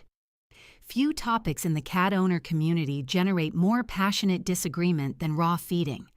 On one side, you have raw diet advocates who will tell you that commercial cat food is processed garbage, that cats evolved to eat raw prey, that raw feeding transformed their cat's health in ways nothing else could, and that anyone who feeds kibble or canned food is slowly poisoning their animal. On the other side, you have veterinarians and pet food scientists who will tell you that raw diets are dangerous, nutritionally incomplete, and a vector for bacterial contamination that threatens both cats and the humans who live with them. Both sides are speaking with a certainty that the actual evidence does not fully support, and both sides are missing parts of the picture that matter enormously if you want to make a genuinely informed decision for your specific cat. This is one of the most nuanced comparisons in this entire video, because the answer genuinely depends on how the raw diet is prepared, how the commercial food is formulated, and what your cat's specific health situation is. There is no universal right answer here, but there is a framework for thinking about it clearly, and that's what we're going to build together. Let's start with the foundational argument for raw feeding, because it deserves a serious hearing. Cats are obligate carnivores who evolved eating whole prey animals, a mouse, a bird, a small rabbit. These prey animals are not cooked, they are not processed, they do not contain synthetic vitamins added back in after processing, or preservatives to extend shelf life, or plant-based proteins used to inflate the protein percentage on the label. They contain whole animal protein, raw fat, moisture, bones, organs, and the full spectrum of nutrients that a cat's body evolved to use. The argument that the food most closely resembling what cats ate for millions of years before humans started manufacturing. Pet food is the food. Their bodies are best designed to process is not inherently unreasonable. It is, in fact, a logical starting point. Raw diet advocates point to a range of reported improvements in cats switched to raw. Feeding, shinier coats, better muscle tone, smaller, less odorous stools, which indicate better nutrient absorption and less waste, improved dental health from chewing on raw meaty bones, reduced allergic symptoms in cats who were reacting to ingredients in commercial food, better weight management, higher energy levels. Some of these reports are anecdotal. Some are supported by plausible mechanisms. None of them are yet supported by the kind of large-scale controlled studies that would be needed to make definitive claims, partly because the raw pet food industry is not subject to the same research and regulatory requirements as commercial pet food. The moisture argument for raw feeding mirrors what we discussed about wet food versus dry food. Raw meat contains approximately 65 to 70% moisture, closely matching the moisture content of prey. This moisture delivery supports kidney health and urinary tract health in the ways we've already discussed. A raw diet that is primarily meat, organs, and bone, with appropriate moisture content, addresses the hydration problem that dry commercial food creates. The protein quality argument is also real. Raw meat protein is highly bioavailable, meaning cats can digest and use it efficiently. Some commercial cat foods, particularly lower quality options, use plant-based protein sources that inflate the protein percentage on the label, but are not as digestible or usable by obligate carnivores as animal protein. A raw diet made from quality animal ingredients provides protein in a form that cats' digestive systems handle extremely well. Now let's talk about the serious concerns with raw feeding, because they are real and some of them are genuinely dangerous. Bacterial contamination is the most immediate and most serious concern. Raw meat, including meat sold for human consumption, can harbor Salmonella, Listeria, Campylobacter, and E. coli. Cats are generally more resistant to these pathogens than humans, and many cats eat contaminated raw meat without obvious illness, but they can still shed these bacteria in their feces, on surfaces they contact, and through their saliva. The humans in the household, particularly children, elderly people, pregnant women, and immunocompromised individuals, are at genuine risk of serious illness from contact with raw-fed cats or the surfaces and utensils used in preparing their food. This is not a theoretical risk. There have been documented cases of human illness linked to raw pet food contamination. The Centers for Disease Control and the FDA have issued specific warnings about raw pet diets and their contamination risks. Dismissing this concern because your cat seems fine misses the point. Your cat's health is not the only health at stake. Freezing raw meat before feeding reduces but does not eliminate bacterial risk. Proper handling practices, separate preparation surfaces, thorough hand washing, and prompt cleanup reduce the risk further. But for households, with vulnerable members, the risk profile of raw feeding deserves very serious consideration. Parasites are a related concern. Raw meat, particularly raw pork, wild game, and some types of fish, can contain parasites including Toxoplasma gondii, Trichinella, and various tapeworm larvae. Freezing at sufficiently low temperatures for sufficient time kills most parasites, which is why commercially prepared raw diets that have been frozen properly carry lower parasite risk than homemade raw diets using fresh meat. But the risk is not zero, and cats who acquire parasites from raw feeding can shed them into the environment in ways that affect other animals and humans. Nutritional imbalance is perhaps the most underappreciated risk of raw feeding, particularly homemade raw diets. Cats have very specific nutritional requirements that are not automatically met by feeding raw meat.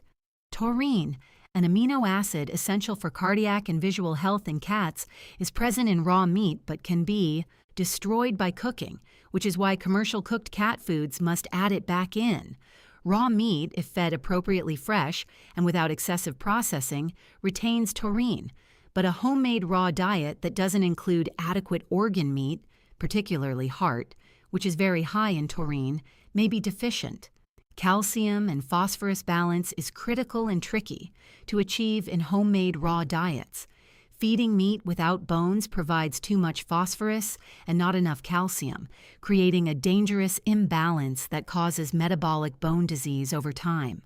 Feeding ground bone or whole edible bones addresses this, but the ratio matters. Many homemade raw diets are calcium deficient, particularly those made by well-intentioned owners who are following incomplete recipes found online. Vitamin and mineral deficiencies are common in improperly formulated raw diets. Vitamin E, iodine, zinc, manganese, and several other micronutrients need to be present in appropriate amounts. A cat eating nothing, but chicken breast and chicken liver, which many raw feeding beginners start with, is not getting a complete diet regardless of how high quality those ingredients are. The solution to nutritional imbalance in raw feeding is a properly formulated recipe developed by a veterinary nutritionist, not a general template found on a raw feeding forum. This is where many raw-fed cats get into trouble. Their owners are committed and enthusiastic, but working from recipes that haven't been properly validated for completeness and balance. Commercially prepared raw diets, which are available frozen or freeze-dried from several manufacturers, address the formulation problem by providing nutritionally complete recipes. The best commercial raw diets are formulated by veterinary nutritionists, tested for nutritional adequacy, and processed in ways that reduce bacterial and parasite risk. They are significantly more expensive than most commercial wet foods, but they provide the benefits of raw feeding, with much of the risk mitigated. Now let's talk about commercial cat food, which covers an enormous range of quality and which deserves more nuanced assessment than either its defenders or its critics typically give it.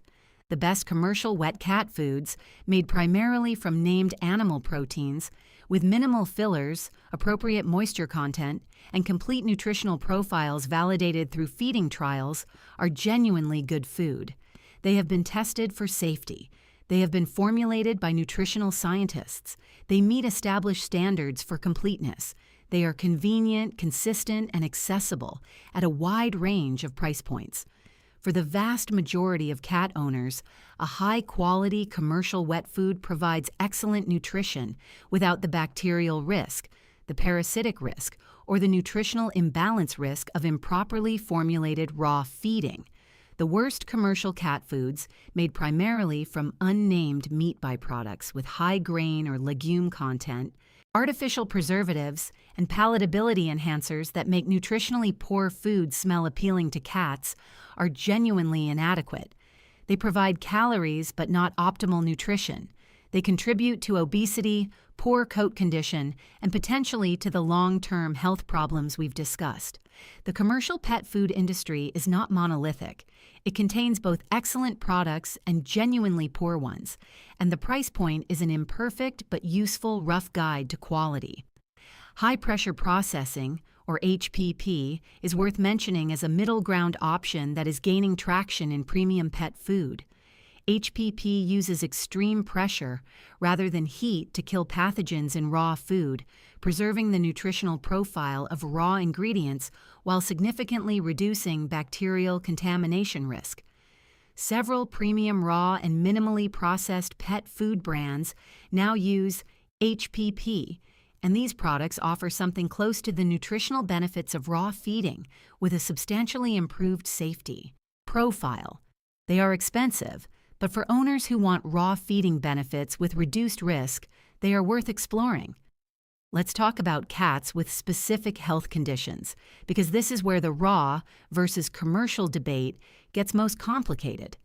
Cats with kidney disease are sometimes placed on prescription commercial diets with carefully controlled phosphorus levels.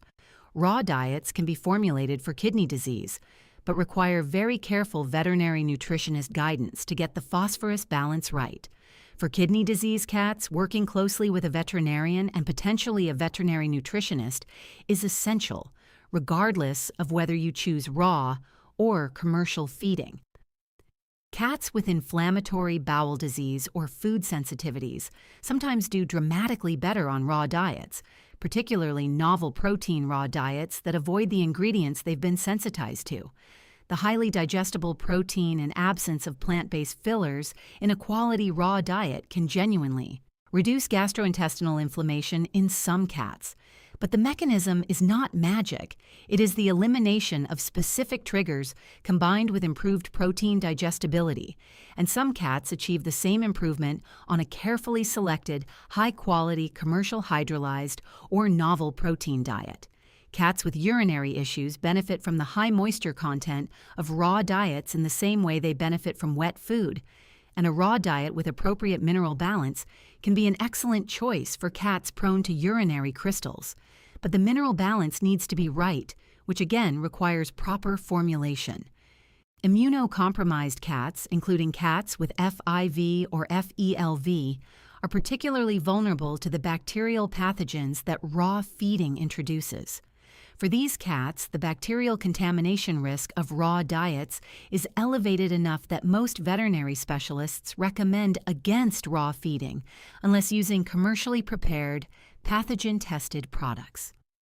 The verdict: raw feeding, when done properly with complete and balanced recipes formulated by a veterinary nutritionist using quality ingredients with appropriate pathogen reduction measures, can provide excellent nutrition that aligns closely with what cats evolved to eat. For owners who are committed to doing it right, who have households without significant contamination risk, and who are working with appropriate professional guidance, a well-formulated raw diet is a legitimate and potentially beneficial choice. Raw feeding done poorly, which is how most raw feeding actually happens in practice, with incomplete homemade recipes from online forums, improper handling, and inadequate attention to nutritional completeness, is genuinely risky and potentially harmful over time. High-quality commercial wet food, chosen carefully based on ingredient quality and nutritional completeness, provides excellent nutrition for most cats with significantly less risk and significantly less effort. For the majority of cat owners, this is the most practical path to good feline nutrition. If you want to explore raw feeding, do it properly. Consult a veterinary nutritionist. Use a validated recipe. Handle raw food with the same care you would use for raw human food, because that is exactly what it is.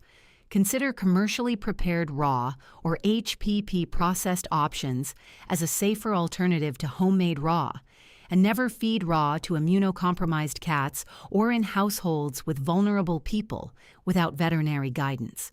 The goal is a healthy cat. The path to that goal runs through nutritional quality and safety, not through ideological commitment to any particular feeding philosophy. Comparison 8. Free feeding versus scheduled meals. Here is a scenario that plays out in millions of homes every single day. The food bowl sits on the kitchen floor, always full, always available, and the cat grazes throughout the day, whenever the mood strikes. The owner refills it when it gets low, the cat eats when it wants to, and the whole arrangement feels natural, low maintenance, and kind. The cat is never hungry. There is never a moment of deprivation. What could possibly be wrong with that? Quite a lot, as it turns out. And the consequences of getting this particular decision wrong accumulate so slowly and so quietly that most cat owners never connect the feeding method to the health problems that develop years later. The bowl is always full. The cat seems content. The weight creeps up gradually. The diabetes develops. The joint disease begins. And nobody thinks to look back at the bowl that was always full as the starting point of the problem.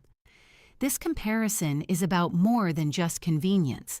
It is about understanding how cats are designed to eat, what happens when their feeding pattern diverges from that design, and how scheduled feeding can transform not just your cat's physical health, but your relationship with them in ways most people never anticipate. Let's start with how cats naturally eat, because this is the foundation of everything that follows. A wild or feral cat does not have a bowl that is refilled twice a day. They do not graze. They hunt. They catch prey that is small, because cats are small predators who hunt small prey. A mouse, a small bird, a large insect. Each successful hunt yields a meal that is modest in size, perhaps 30 to 50 calories, and the cat may make anywhere from 10 to 20 hunting attempts per day, succeeding in a fraction of them.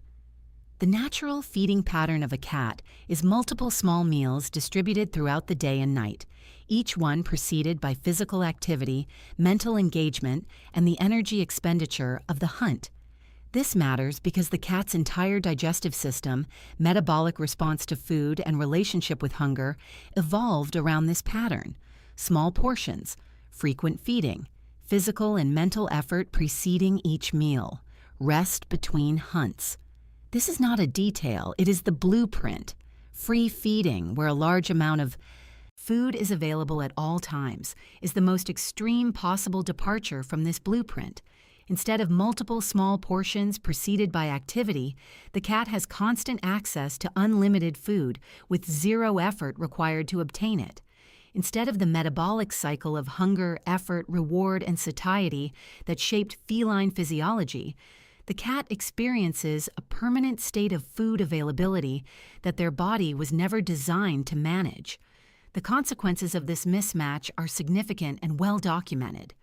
Obesity is the most visible and most serious consequence of free feeding. Feline obesity has reached epidemic proportions in domestic cats, with some surveys suggesting that over 50% of pet cats in developed countries are overweight or obese.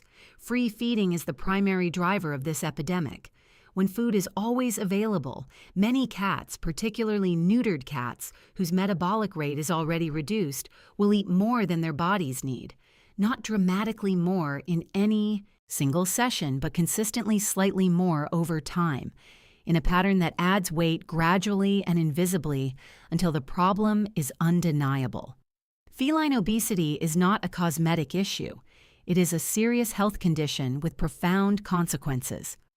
Obese cats are significantly more likely to develop type 2 diabetes, a condition that requires daily insulin injections and careful dietary management, and that dramatically reduces quality of life for both cat and owner.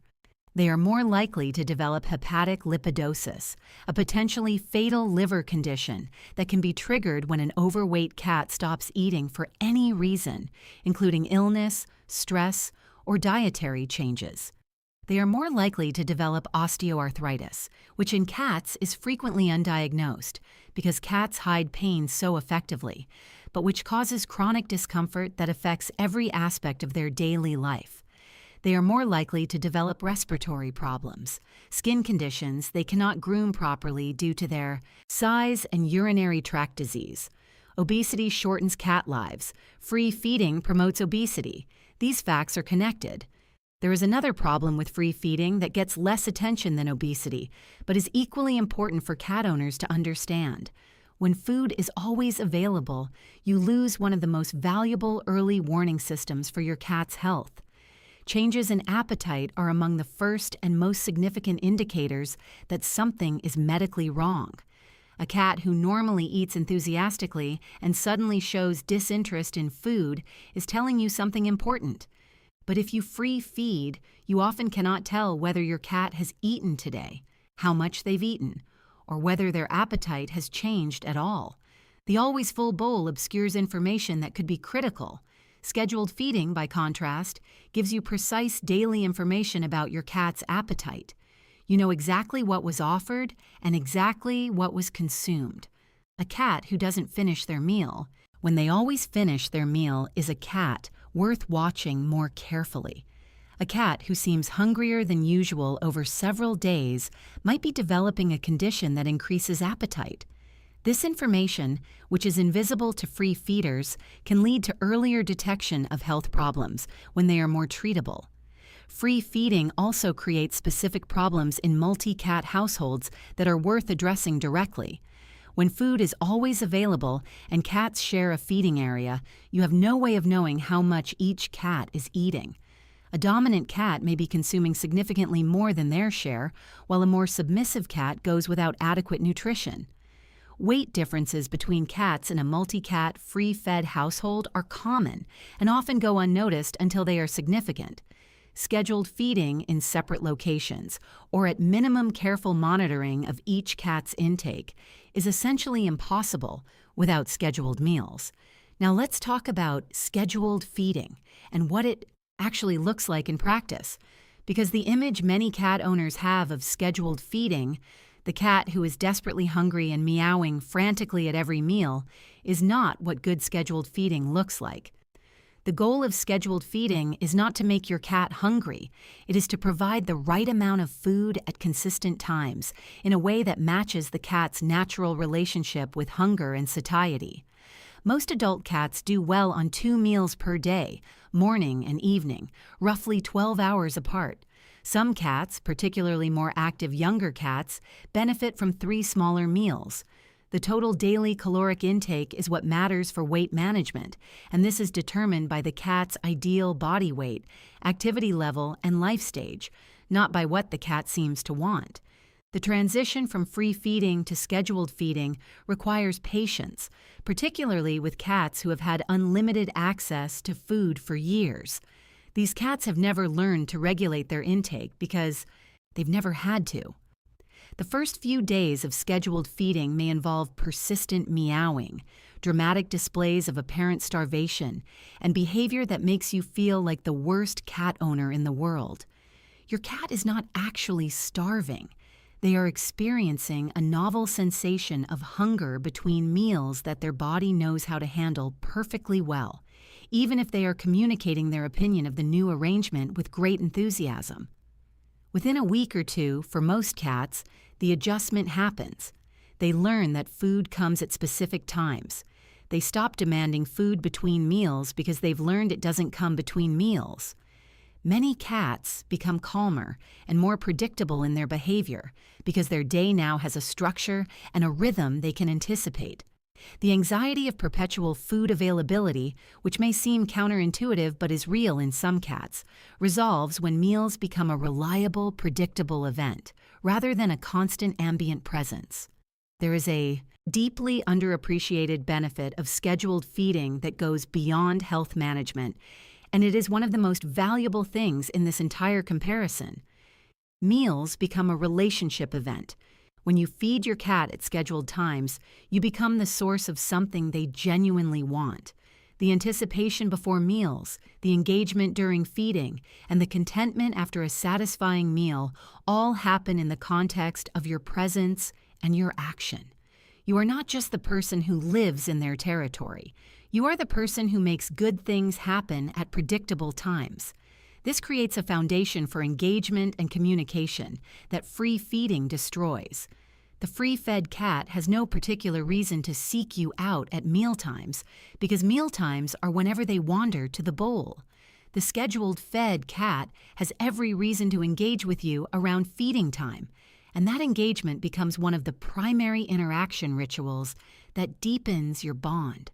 Scheduled feeding also makes it possible to use food as a training and enrichment tool in ways that free feeding prevents. Puzzle feeders, which require cats to work for their food, providing the mental and physical engagement that approximates the hunting sequence, only work when the cat is motivated by hunger to engage with them. A free-fed cat who has been grazing all day has no motivation to work a puzzle feeder. A scheduled fed cat who is ready for their meal will engage enthusiastically with a puzzle feeder, getting both their nutrition and a significant dose of mental and physical stimulation. This is one of the most effective enrichment strategies available to indoor cat owners, and it is only accessible through scheduled feeding. Portion control is the practical backbone of scheduled feeding.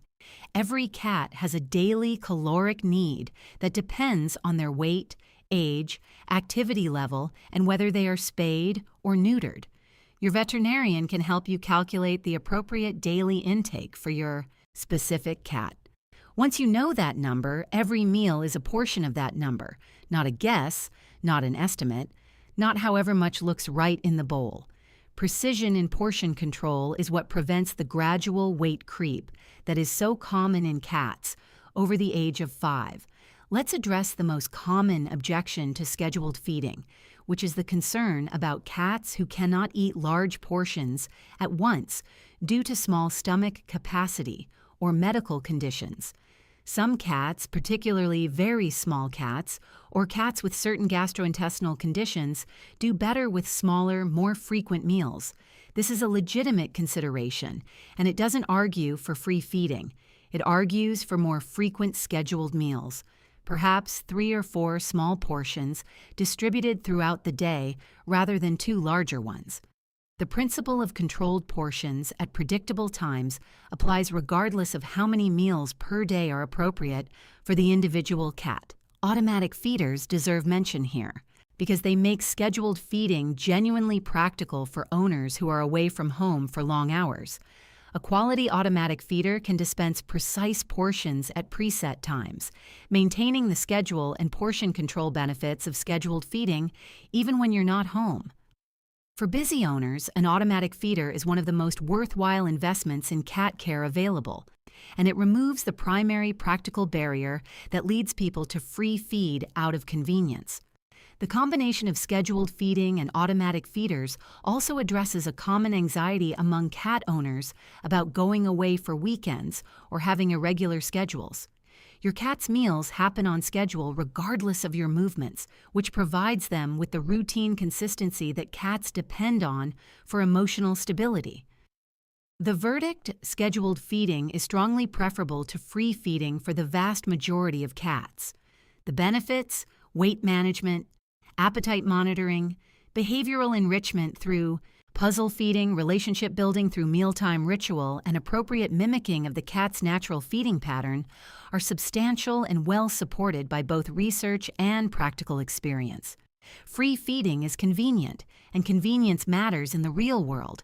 But the health costs of free feeding, particularly the contribution to the feline obesity epidemic and the loss of appetite monitoring, are significant enough that convenience alone is not a sufficient justification.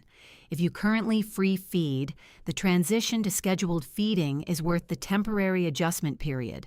Start by measuring what your cat currently eats in a day to establish a baseline. Consult your veterinarian about appropriate daily caloric intake for your cat's ideal weight. Divide that amount into 2 or 3 meals. Be patient through the first week of meowing and dramatics, and watch what happens over the following months as your cat's relationship with food and with you around mealtimes transforms into something more intentional, more engaged, and ultimately healthier for both of you. The bowl that is always full is not a kindness. It is an absence of management that has consequences your cat cannot protect themselves from. Scheduled feeding, done thoughtfully, is one of the most impactful changes you can make for your cat's long-term health and happiness. Comparison. 9. Purebred cat versus mixed breed cat. Walk into any cat show and you will find people who are utterly passionate about their chosen breed. The sleek, vocal Siamese, the massive, gentle Maine Coon, the flat-faced Persian with the luxurious coat, the hairless Sphinx who demands constant warmth and attention. These are not just cats. They are living expressions of decades of selective breeding, carefully maintained genetic lines, and deeply held beliefs about what a cat should look and behave like. The people who breed and show purebred cats are, in the vast majority of cases, genuinely devoted to their animals and their breed's welfare. And then walk into any shelter in any city in the world, and you will find hundreds of mixed-breed cats, most of them brown or gray tabbies, most of them affectionate and healthy and wonderful, most of them waiting for someone to look past the absence of a pedigree and see what they actually have to offer. This comparison is not about which is better in some abstract sense.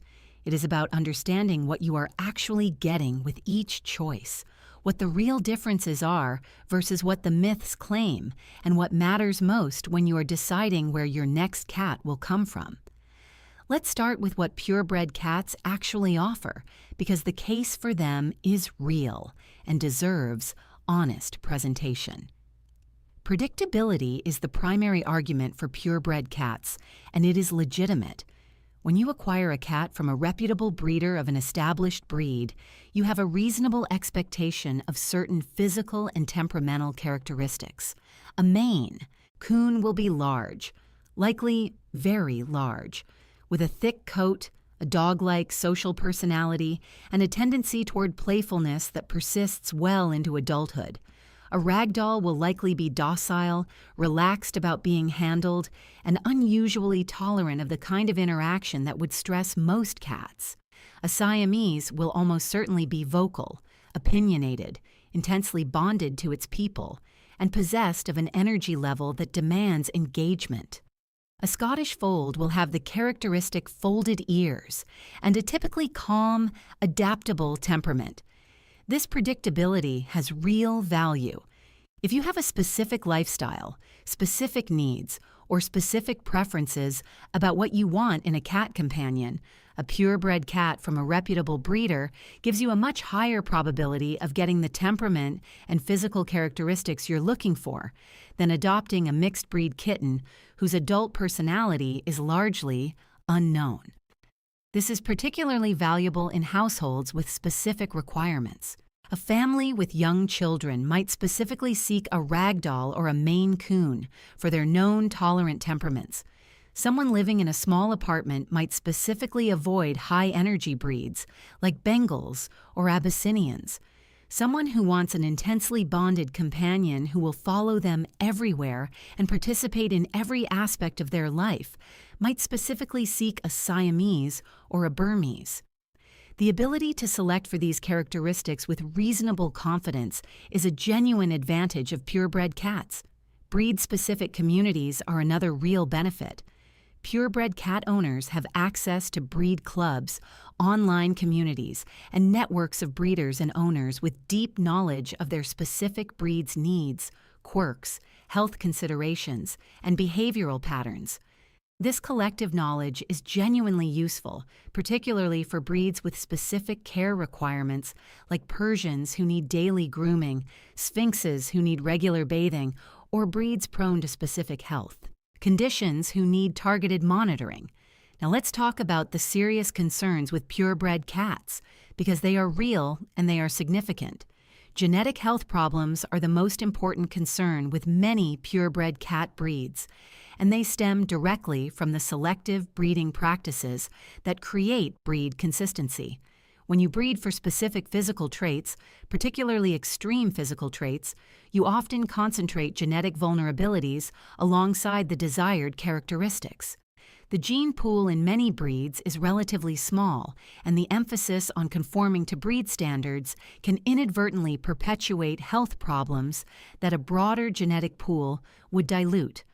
Brachycephalic breeds, those with flat faces, are the most obvious and most serious example. Persians, exotic shorthairs, and Scottish folds with flat faces are bred for an appearance that creates genuine chronic health problems. The shortened skull and flattened facial structure that makes these cats look cute to human eyes creates breathing difficulties, dental crowding, eye problems including chronic tearing and corneal ulcers, skin fold infections, and in severe cases, obstructive sleep apnea. These are not occasional complications. They are predictable consequences of the extreme facial structure that the breed standard requires. A Persian or exotic shorthair, bred to the show standard, is a cat whose appearance is prioritized over their physical comfort, and many of these cats spend their lives managing chronic health issues that they would not have in a less extreme conformation. The Scottish Fold's signature, folded ears, which result from a cartilage mutation, are associated with a progressive, painful joint condition called osteochondrodysplasia that affects not just the ears but the joints throughout the entire body. This is not a risk in some Scottish Folds. Research suggests it affects all cats who carry the fold gene to varying degrees. And in homozygous cats, those who inherit the fold gene from both parents, the condition is severe. Several countries have banned the breeding of Scottish Folds on animal welfare grounds. The breed's characteristic appearance is inseparable from a genetic condition that causes pain. Hypertrophic cardiomyopathy, a serious heart condition, is significantly elevated in Maine Coons and Ragdolls. Polycystic kidney disease has historically been common in Persians, though responsible breeders now test for and breed away from the gene. Certain neurological conditions are associated with specific breeds. These are not reasons to never own these breeds, but they are reasons to go in with full knowledge and to choose breeders who test for these conditions and prioritize health over appearance. The cost of purebred cats from reputable breeders is significant. Depending on the breed and the breeder's reputation, a kitten may cost anywhere from several hundred to several $1,000s. This price reflects the breeder's investment in genetic testing, veterinary care, proper socialization, and the ongoing maintenance of their breeding program. A lower price from a breeder who doesn't test for genetic health conditions or who doesn't properly socialize kittens is not a bargain. It is a risk that may result in a cat with serious health or behavioral problems. Backyard breeders and kitten mills who sell purebred cats without genetic testing, proper socialization, or appropriate veterinary care are a serious problem in the purebred cat world. The demand for popular breeds, particularly for cute flat-faced cats who appear frequently in internet content, has created a market that irresponsible breeders are happy to supply. A kitten from a backyard breeder may carry all the genetic health problems of the breed with none of the protections that responsible breeding practices provide. Now let's talk about mixed breed cats, which is what the vast majority of cats in the world are, and which deserve far more credit than they typically receive. Hybrid vigor is a real genetic phenomenon. When genetics from diverse, unrelated lines combine, the resulting offspring tend to be healthier, more robust, and longer-lived than purebred animals from small, intensely managed gene pools. This is not a myth or a shelter advocacy talking point. It is basic genetics. The diversity of the mixed breed genome buffers against the concentration of recessive genetic problems that characterizes many purebred lines. Mixed breed cats, on average, are healthier than purebred cats, visit the veterinarian less frequently for genetic health conditions, and live longer. This doesn't mean mixed breed cats never get sick. It doesn't mean individual mixed breed cats are guaranteed better health than individual purebred cats.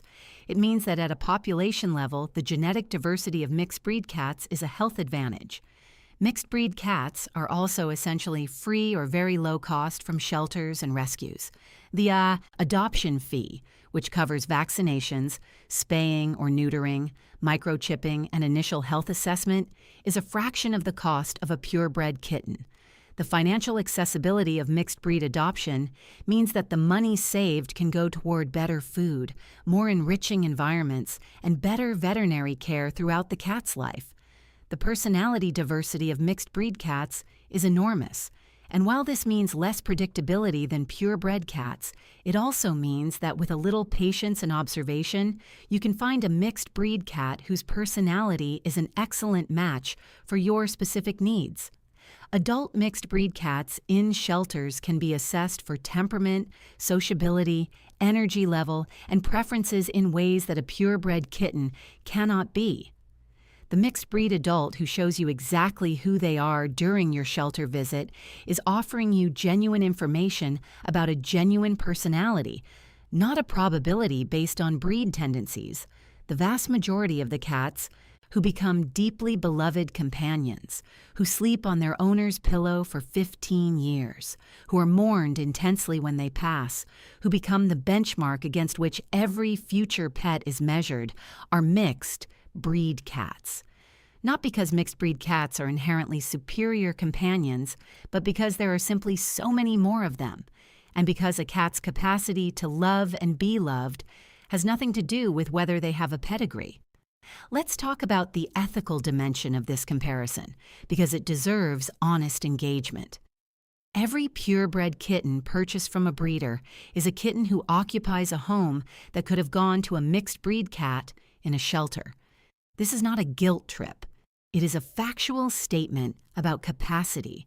Shelters in most countries are full. Mixed breed cats are euthanized every day for lack of homes. The decision to purchase a purebred kitten rather than adopt from a shelter is a decision that has a real impact on another cat's fate, even if that impact is diffuse and statistical rather than direct. This does not mean purchasing purebred cats is ethically indefensible. There are legitimate reasons to seek a specific breed, and responsible breeders who prioritize health, temperament, and proper socialization contribute positively to their breed's welfare. But the ethical dimension exists, and people making this decision with full awareness of it are making a more informed choice than those who haven't thought about it. If you do decide on a purebred cat, please choose a responsible breeder. Ask about genetic health testing. Ask about socialization practices. Ask to see where the kittens are raised. Ask about the health history of the parents. A responsible breeder will welcome these questions. A breeder who is evasive or dismissive about health testing is a breeder to avoid. And consider that many purebred cats also end up in shelters and breed-specific rescues, where they can be adopted rather than purchased, combining breed, predictability with the ethics of rescue adoption.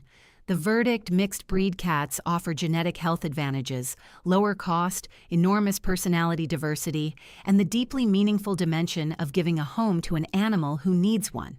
For most cat owners, particularly those without specific breed requirements, adoption of a mixed breed cat from a shelter or rescue is the choice that makes the most sense on health, financial, and ethical grounds. Purebred cats offer predictability of temperament and physical characteristics that has genuine value for owners with specific needs or preferences. If you choose a purebred cat, choose a responsible breeder who prioritizes health over appearance. Avoid extreme conformations that compromise welfare, and go in with full knowledge of the health conditions associated with your chosen breed. What both choices have in common is the potential for an extraordinary relationship with a specific animal who becomes irreplaceable to you, the pedigree, or lack of it, will matter less and less the longer you live together. What will matter is the cat in front of you, their specific personality, their specific needs, and the specific bond you build with them over the years.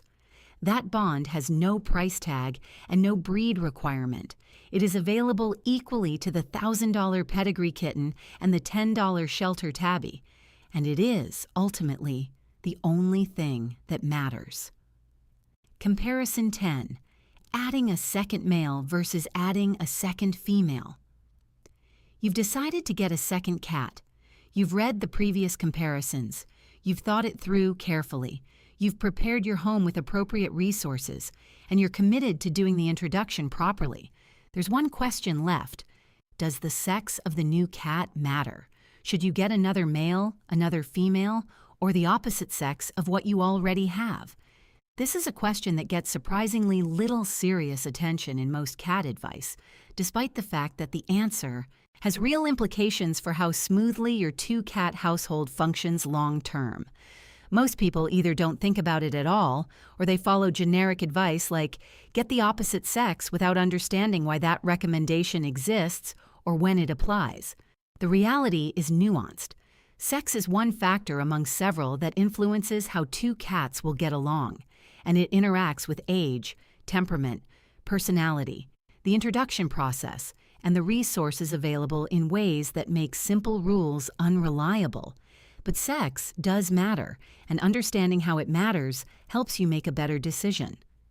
Let's start with what research and extensive practical experience actually tells us about same-sex versus opposite-sex cat pairings. Female-female pairings have the highest rates of ongoing conflict of any pairing combination.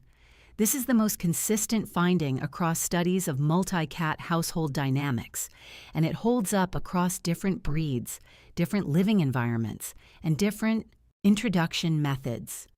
Two unrelated adult females introduced to the same household are more likely to experience persistent tension, resource competition, and outright conflict than any other combination. The reason is rooted in feline social structure and territorial behavior. Female cats, as we discussed in the male versus female comparison, tend to be more territorial than neutered males, more selective about their social relationships, and less tolerant of sharing their space with other cats they haven't chosen. In the wild, female cats form social groups primarily with related females, mothers, daughters, sisters, who have grown up together and have established relationships built over years. Unrelated adult females forced to share territory have no such foundation, and the competition for resources, resting spots, access to humans, and general territorial ownership can create a dynamic that never fully resolves into genuine harmony. This doesn't mean two female cats can never get along. Many female-female households are perfectly harmonious, particularly when the cats are introduced as kittens, when their personalities are well matched, when resources are abundant, and when the introduction is handled carefully. But statistically, if you are adding a second cat to a household that already has an adult female, adding another female carries the highest risk of ongoing conflict. This is the combination that requires the most careful management and that most frequently results in the shelter surrender of one or both cats when things don't work out. Male-male pairings, in neutered cats, tend to work significantly better than female-female pairings. Neutered males are generally more socially flexible, more tolerant of other cats in their space, and less intensely territorial than females. Two neutered males who are well matched in age and energy level and properly introduced have a good probability of developing at minimum a peaceful coexistence, and quite often, a genuine friendship. Many of the most famously bonded cat pairs, the ones who sleep intertwined and groom each other enthusiastically, are neutered male pairs. The key qualifier is neutered. Intact males, as we've discussed extensively, are intensely territorial with other males and will fight seriously and persistently. Two intact males in the same household is a welfare problem, not a management challenge. But two neutered males, introduced properly, are often a genuinely successful pairing. Male-female pairings are generally the most reliably harmonious combination, which is the basis for the common advice to get the opposite sex. The combination tends to work well because the social dynamic between a male and a female is different from same-sex dynamics. There is less direct territorial competition because males and females occupy slightly different social roles, even in domestic settings. The playful, socially flexible nature of neutered males tends to complement, rather than clash with the more selective social style of females. Many females who would reject another female will accept a male, particularly if the male is younger and less threatening in his approach. However, the opposite sex recommendation comes with an important caveat that rarely gets mentioned. Age and energy level matter as much as sex, and sometimes more.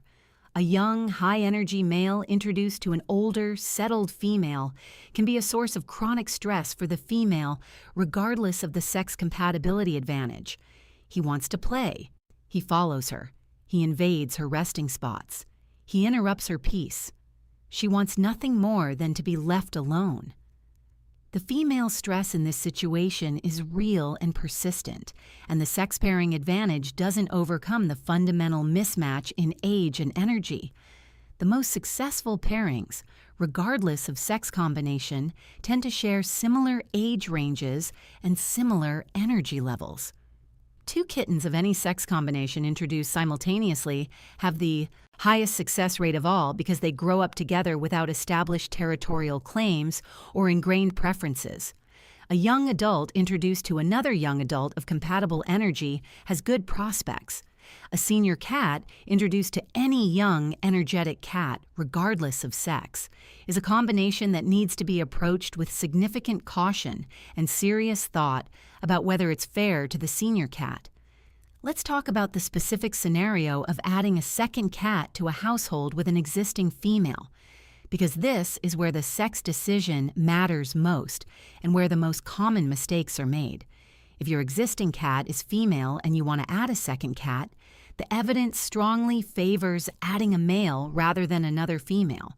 Not because males are better cats, but because the female-female dynamic carries the highest conflict risk, and adding a male gives you the best statistical probability of a harmonious outcome. The male should ideally be younger than the resident female, not dramatically younger, but young enough that his approach to her is clearly non-threatening. A young male who is slightly subordinate to the resident female in the early stages of their relationship, who defers to her preferences around resting spots and approach distances, is much more likely to be accepted over time than a male who immediately asserts himself as an equal or dominant presence. If your existing cat is male and you want to add a second cat, you have more flexibility. Another neutered male of similar age and energy is a good option if you want the potential for a close, bonded relationship between the cats. A female is also a good option and tends to produce peaceful coexistence reliably. What you want to avoid is adding a cat of significantly different energy level or age, because this mismatch will create problems that sex compatibility cannot overcome.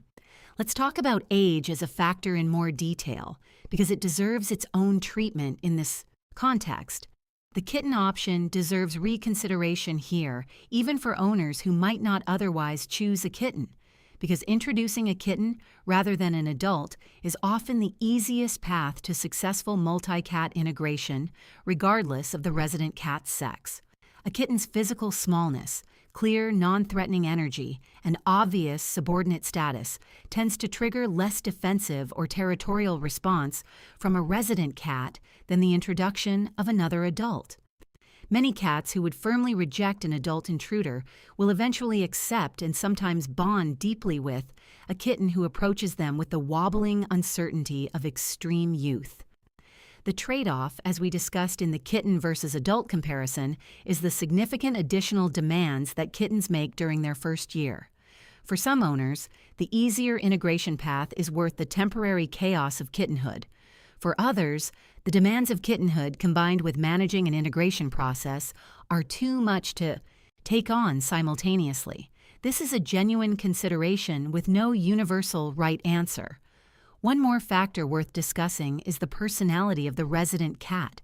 because personality is ultimately a stronger predictor of integration success than sex alone. A resident cat who is socially confident, who has had positive experiences with other cats, who is curious rather than fearful about novelty, and who is not particularly territorial is a much better candidate for a companion, regardless of sex, than a resident cat who is anxious, very territorial, or who has had negative experiences with other cats. Before you decide on the sex of your second cat, honestly assess your resident cat's personality and social history. Has your cat been around other cats before? Were those experiences positive or negative? Is your cat generally confident and adaptable, or anxious and sensitive to change? A cat who is already showing signs of stress, who hides frequently, who has urinary issues, or who is clearly attached to being the only cat in the household is telling you something important about whether adding a second cat is the right decision, regardless of what sex you choose. If you do proceed with a second cat for a resident who has these characteristics, go slowly, slower than you think you need to. The introduction process for a sensitive resident cat needs to be extended, gradual, and completely driven by the resident cat's comfort level, not by your timeline or your desire to see the cats get along. Rushing an introduction with a sensitive resident cat is one of the most reliable ways to create a conflict that never resolves. The verdict. When adding a second cat to a household with an existing female, a neutered male is statistically the safest choice for long-term harmony. Female-female pairings carry the highest conflict risk and require the most careful management. When adding a second cat to a household with an existing male, you have more flexibility. Another neutered male or a female are both good options, with the choice depending more on the age and energy matching than on the sex combination. Regardless of sex, age, and energy matching matters enormously. A kitten introduction is often the smoothest path regardless of the resident cat's sex, and a proper, gradual introduction process is more important than any other single factor in determining whether two cats will ultimately get along. Sex is a factor. It is not the only factor, and it is not the most important factor. The most important factor is two cats whose personalities and energy levels are compatible, introduced in a way that gives them the best possible chance to build a positive association with each other before territorial instincts take over. Get that right, and the sex combination becomes a secondary consideration. Get it wrong, and no sex combination will save you from a difficult multi-cat household. Comparison 11. Clumping versus non-clumping litter and everything in. Between. If you walk into a pet store and head to the litter aisle, you will be confronted with a wall of options so vast and so confusing that most people simply grab whatever is on sale and hope for the best. Clumping clay, non-clumping clay, silica crystal, pine pellets, paper pellets, wheat-based, corn-based, walnut shell, bamboo, activated charcoal scented, unscented, lightweight, ultra-absorbent, multi-cat formula, sensitive paws formula, natural, eco-friendly, hypoallergenic. The litter industry generates billions of dollars annually, and the marketing is sophisticated enough to make every product sound like the obvious superior choice. But behind the marketing, there are real differences between litter types that affect your cat's health. Their willingness to use the box consistently, the practical demands on you as the owner, and the environmental impact of your choice. And there is one finding from feline behavior research that overrides almost every other consideration in this comparison, and most cat owners have never heard of it. Let's start with the most important piece of research in this entire comparison, because it changes the framework for everything that follows. In a landmark study that examined cat litter preferences, cats were given free choice between multiple litter types, and their usage patterns were carefully observed. The finding was clear and consistent. The overwhelming majority of cats, when given a genuine choice, preferred fine-grained, unscented clumping clay litter over every other option tested. Not by a small margin, by a significant margin. The texture and feel of fine-grained clumping clay most closely resembles the loose, sandy soil that cats' wild ancestors used for elimination, and cats' preferences reflect that evolutionary history with remarkable consistency. This matters enormously because litter box avoidance, meaning cats eliminating outside the box, is one of the most common behavioral problems cat owners face, and one of the most frequent reasons cats are surrendered to shelters. And litter box avoidance is frequently caused, at least in part, by litter that the cat finds uncomfortable, unpleasant, or aversive. When owners switch to a litter that their cat actively dislikes, whether because of texture, scent, or feel underfoot, the cat may simply stop using the box, not because they are being difficult, but because the box has become a place they don't want to go. Understanding that your cat has preferences, that those preferences are consistent and predictable, and that ignoring them has real consequences, is the foundation for making good litter decisions. Now let's go through the major litter categories and what each one actually offers. Clumping clay litter is the most popular litter type in North America, and the strong preference of most cats for reasons we've already discussed. It works by absorbing urine and forming a solid clump that can be scooped out, leaving the remaining litter clean and dry. This makes daily maintenance efficient, box odor manageable, and litter consumption relatively economical because you replace only what is scooped rather than the entire box contents. The clumping mechanism also makes it easy to monitor your cat's urination habits, an important health monitoring tool because you can see how many clumps are formed per day and roughly how large they are. Changes in clump size, frequency, or the presence of blood can be early indicators of urinary health issues. The concerns about clumping clay litter center on two main issues. The first is dust. Many clumping clay litters are dusty, and the dust particles are fine enough to be inhaled by both cats and their owners. For cats with respiratory sensitivities or asthma, dusty litter can exacerbate symptoms. Low dust or dust-free formulas exist and are worth seeking out, particularly for cats with respiratory issues. The second concern is environmental. Clay litter is mined through. Strip mining, which has significant environmental impact, and used clay litter is not biodegradable. It sits in landfills essentially permanently. For environmentally conscious owners, this is a genuine consideration. There is also a historical concern about sodium bentonite, the clay used in most clumping litters, and whether it poses a health risk if ingested. Kittens who eat litter, which is relatively common in very young cats who are still learning what is and isn't food, could potentially be at risk if they ingest significant amounts of clumping clay. For kittens under 4 months, non-clumping litter is generally recommended as a precaution until they reliably understand that litter is not food. For adult cats who don't eat their litter, this concern is largely theoretical. Non-clumping clay litter is the original form of commercial cat litter and still has a significant market share, despite being inferior to clumping litter by almost every practical measure. It absorbs urine, but doesn't form scoopable clumps, meaning the entire box must be emptied and replaced more frequently to manage odor and hygiene. It is less expensive per bag than clumping litter, but more expensive in practice because of higher usage rates. Most cats accept it adequately, but given the choice, most prefer clumping. Non-clumping clay has largely been superseded by better options, and there are few situations where it is the optimal choice. Silica crystal litter is made from silica gel beads that absorb moisture and trap odors through the silica's porous structure. It lasts significantly longer than clay litter before needing replacement because the silica continues to absorb until it reaches saturation. It is nearly dust-free, which is a genuine advantage for cats and owners with respiratory sensitivities. It is lightweight, which makes transport and storage easier. And modern silica litters do a good job of odor control. The concerns with silica litter are real. The texture of the beads is quite different from fine-grained clay, and a significant minority of cats find it uncomfortable underfoot and will avoid using a box filled with crystal litter.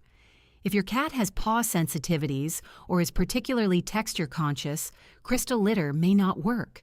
The silica beads also do not clump, meaning feces must be scooped, but urine is absorbed into the beads, and the box must be stirred regularly and replaced entirely when saturation is reached, which makes monitoring individual urination habits difficult.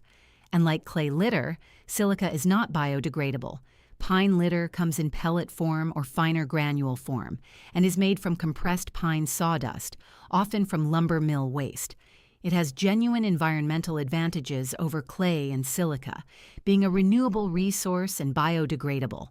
It has a natural pine scent that many owners find pleasant for odor control. Some cats accept it readily, particularly when introduced to it gradually. The challenges with pine litter are significant for some cats. The pellet texture is very different from fine-grained clay, and cats who prefer fine-grained substrates will often reject pine pellets. The pellet system works by having wet pellets disintegrate and fall through a sifting tray, separating from the dry pellets above. This is an effective system but requires a specific litter box setup and a willingness to engage with a less immediately intuitive cleaning process.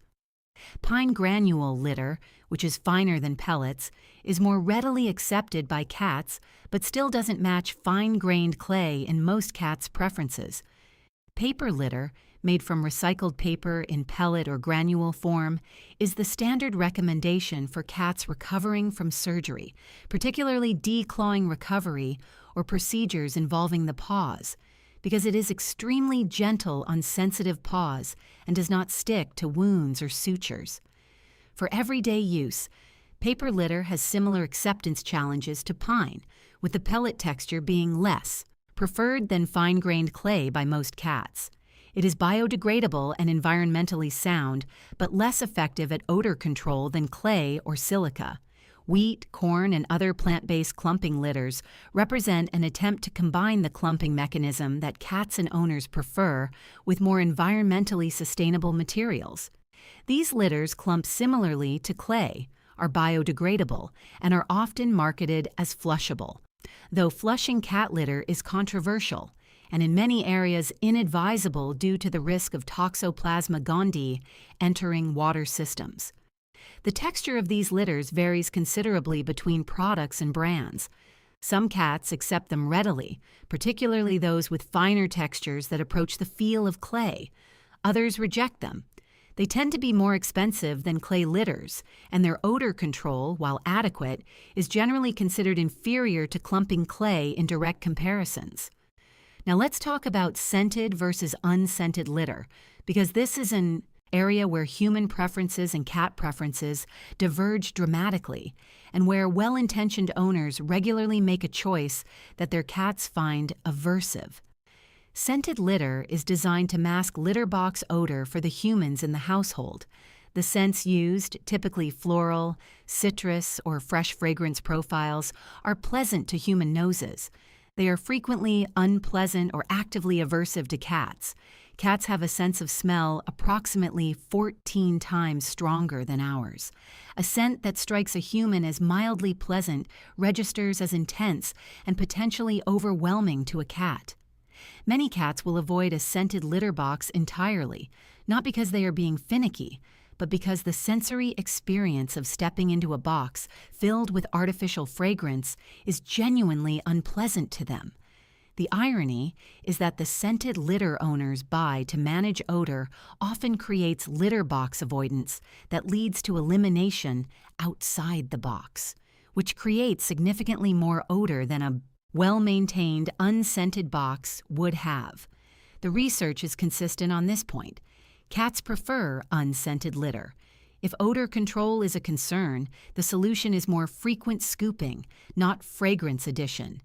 A box that is scooped once or twice daily and fully replaced weekly has minimal odor, regardless of whether the litter is scented. A box that is rarely scooped will smell unpleasant regardless of how much fragrance is added, and the cat will eventually decide to find somewhere else to go. Let's talk about litter depth, because this is a practical detail that affects both cat comfort and litter consumption. Most cats prefer a litter depth of approximately 3 to 4 inches. enough to dig and cover, which is an instinctive behavior cats engage in for reasons relating to both hygiene and scent management, but not so deep that it creates instability underfoot or wastes excessive litter. Many owners underfill their litter boxes, which prevents adequate covering behavior and leads to cats scratching at the sides or the floor outside the box in frustration. Box size and litter depth are related considerations. The general guideline is that a litter box should be 1.5 times the length of the cat. Most commercially available litter boxes are too small for adult cats, particularly larger breeds. An undersized box with insufficient litter depth is a box that many cats will use reluctantly and abandon given any alternative. Larger, deeper storage containers sold as general-purpose bins make excellent litter boxes and are often significantly larger than commercial litter box products at a lower price point. Covered versus uncovered litter boxes deserve mention in this context. The research on cat preferences for covered versus uncovered boxes is interesting and somewhat counterintuitive. Contrary to the marketing around covered boxes, which suggests cats prefer privacy, studies show that cats show no consistent preference for covered boxes, and that many cats actively dislike them. Covered boxes trap odors inside, creating a more concentrated smell that may deter use. They can make larger cats feel cramped. They prevent owners from easily observing the box contents and monitoring urination habits. The primary beneficiary of covered litter boxes is the human owner who prefers not to see the box contents. For the cat, an open box is generally preferable or at minimum equally acceptable. Self-cleaning litter boxes represent a significant category in the market and deserve honest assessment. Automatic litter boxes that detect use and mechanically remove waste are genuinely useful for busy owners and can help maintain the cleanliness that cats require. The best models work reliably, handle clumping litter efficiently, and reduce the frequency of manual scooping required. The concerns are cost, the noise of the cleaning mechanism, which some cats find startling, the smaller interior space of some models, which may deter larger cats, and the mechanical complexity that means eventual breakdown. For owners who find litter box maintenance a barrier to adequate scooping frequency, a quality automatic litter box can be a worthwhile investment. But no automatic system replaces the daily visual inspection that allows you to monitor your cat's elimination habits for health indicators. The verdict. For most cats, fine-grained, unscented clumping clay litter in an appropriately sized, uncovered box, scooped at least once daily, is the gold standard that best matches both feline preferences and practical owner needs. This recommendation is backed by consistent research on cat preferences and by the practical experience of veterinarians and cat behaviorists who deal with litter box avoidance issues regularly. If environmental concerns are important to you, fine-grained plant-based clumping litters are the most cat-compatible alternative to clay, though you will need to trial different products to find one your specific cat accepts. Pine and paper litters work well for cats who accept the texture and for specific situations like post-surgical recovery. Silica crystal litter is a good option for cats who accept the texture and for owners who prioritize dust reduction and low-maintenance box management. Avoid scented litters. The benefit to you is marginal, and the cost to your cat's willingness to use the box is real. Scoop more frequently instead. And remember the foundation of all litter box success. Cleanliness matters more than litter type. A box filled with your cat's ideal litter that is rarely cleaned will be rejected. A box filled with a somewhat less preferred litter that is scooped twice daily will be used reliably. Your cat is not asking for perfection. They are asking for cleanliness. That is well within your power to provide, regardless of which litter you choose. Comparison 12. Declawing versus keeping claws. There are very few topics in cat care where the evidence points so clearly and so overwhelmingly in one direction that calling it a genuine debate feels misleading. Declawing is one of those topics, and yet it remains a procedure that is performed on millions of cats every year in North America, often presented to owners as a routine, minor surgery comparable to spaying or neutering, often recommended by veterinarians as a solution to scratching problems, and often chosen by owners who genuinely love their cats and have no idea what the procedure actually involves. This comparison is not going to be balanced in the way most comparisons in this video have been, because the evidence does not support a balanced presentation. What it is going to be is honest, thorough, and complete, because cat owners who are considering declawing deserve to know exactly what they are deciding, and cat owners who have already declawed their cats deserve to understand what their cat may be experiencing without any judgment attached to a decision they made with incomplete information.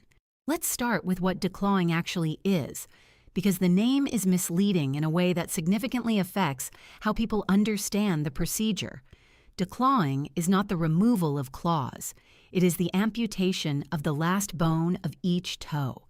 In human terms, it is the equivalent of cutting off each finger at the last knuckle. The claw grows from the third phalanx, the last bone segment of the toe, and the claw cannot be permanently removed without removing the bone it grows from. A procedure that only removed the claw itself would result in regrowth. To permanently prevent claw regrowth, the entire last phalanx must be amputated. This is not a fringe characterization designed to make the procedure sound worse than it is.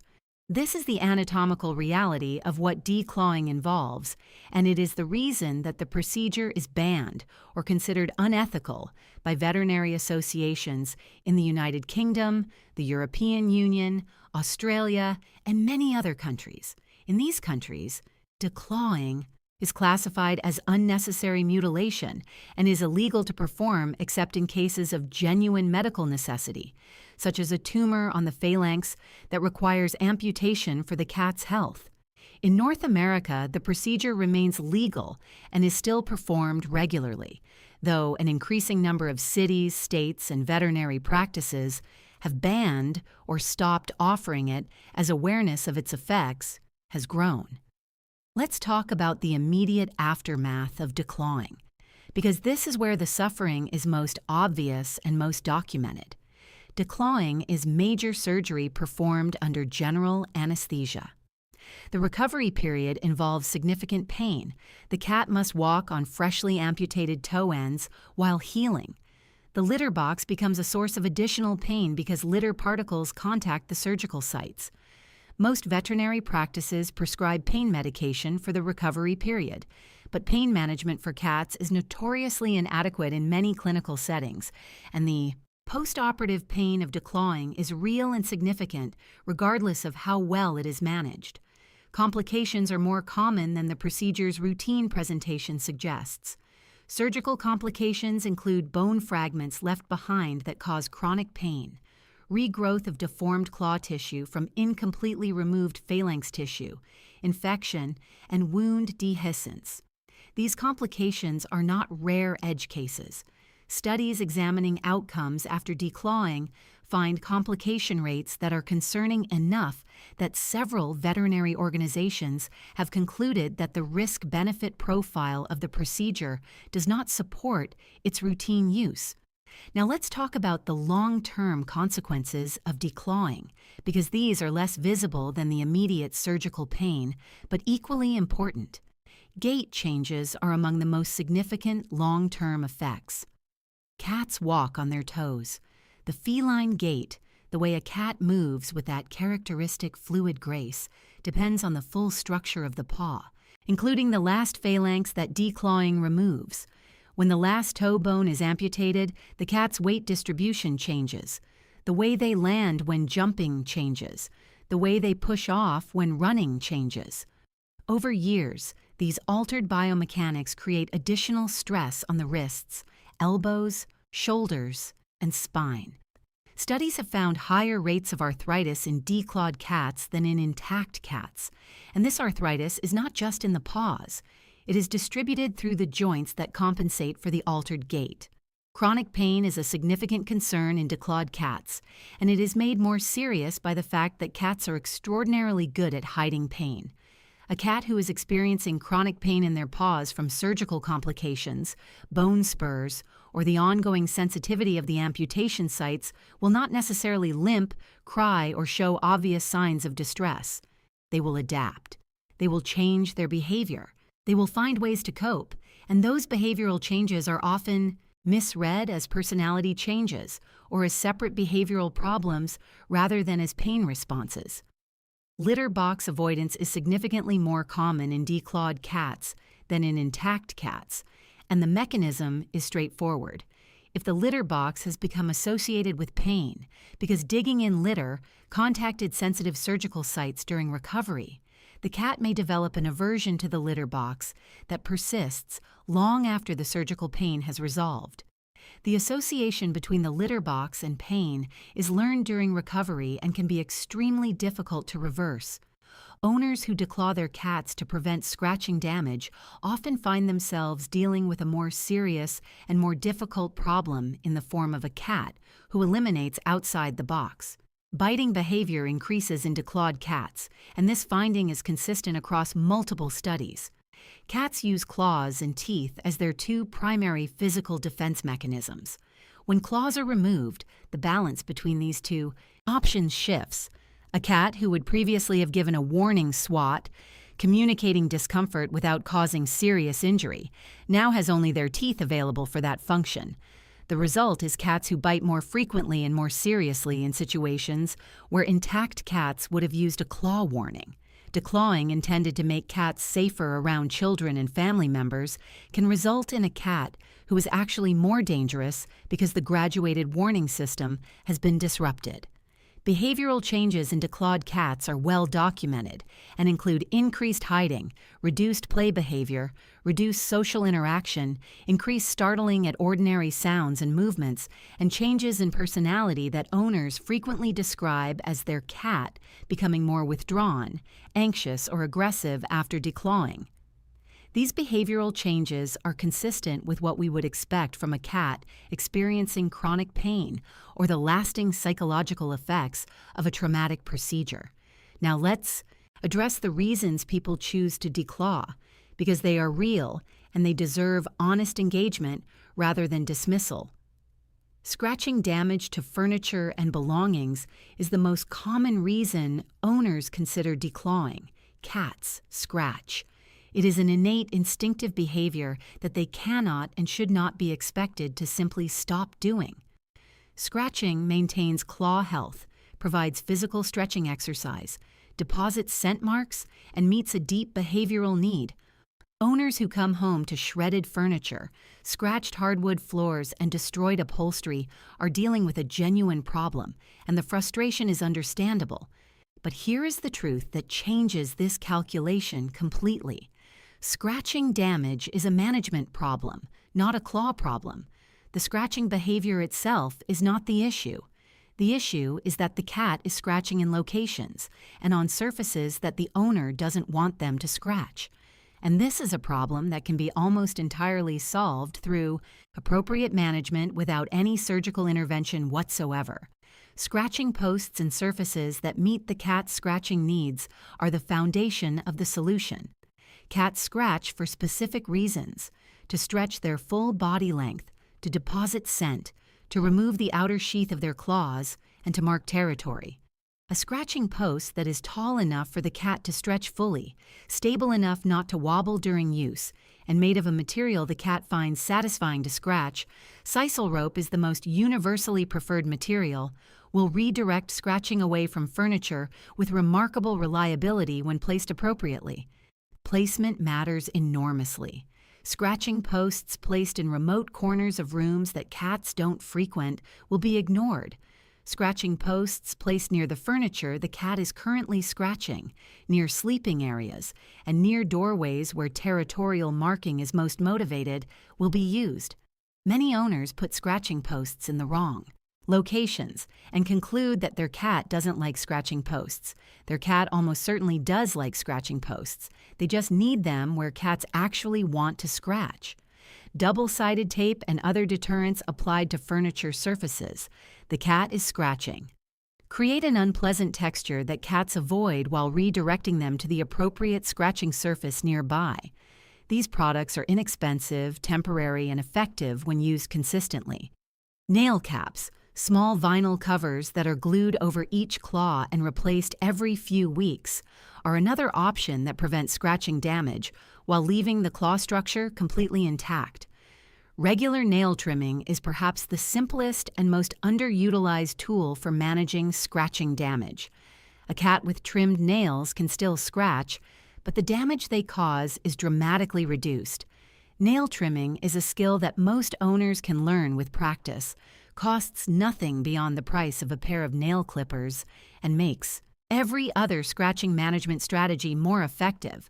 The medical necessity exception to the no declawing position deserves clear statement. There are genuine medical situations where amputation of the last phalanx is the appropriate veterinary intervention. Tumors affecting the phalanx, severe infections that don't respond to other treatment, and injuries that require amputation for healing are all situations where the procedure may be medically indicated. These are not the situations being addressed here. The objection is to elective declawing performed for owner convenience, not to medically necessary procedures. Let's address the concern that is most often raised by owners in households with immunocompromised family members, people undergoing chemotherapy, people with HIV or AIDS, or others for whom a cat scratch could have serious medical consequences. The concern is real. A cat scratch to an immunocompromised person can cause a serious infection, and this risk is legitimate. But declawing is not the appropriate solution to this problem either, for two reasons. First, declawed cats bite more frequently and more seriously, and cat bites are actually more medically dangerous than cat scratches for immunocompromised individuals. Second, the appropriate solution for households with immunocompromised members is a cat with regular nail trims, nail caps if necessary, and proper training and management to minimize scratch risk, not the amputation of the cat's toes. The verdict, declawing, is an elective surgical amputation that causes immediate pain, carries significant complication rates, and creates long-term consequences, including altered gait, increased arthritis risk, chronic pain, litter box avoidance, and increased biting behavior. It is banned as unnecessary mutilation in most developed countries outside North America. It does not solve the scratching problem it is intended to address because it removes the cat's ability to scratch without addressing the behavioral drive to scratch, resulting in cats who find other ways to express that drive or who develop behavioral problems related to chronic pain and the loss of their primary defense mechanism. If you are dealing with scratching problems, the solution is appropriate: scratching surfaces in appropriate locations, deterrents on inappropriate surfaces, regular nail trimming, and nail caps if additional protection is needed.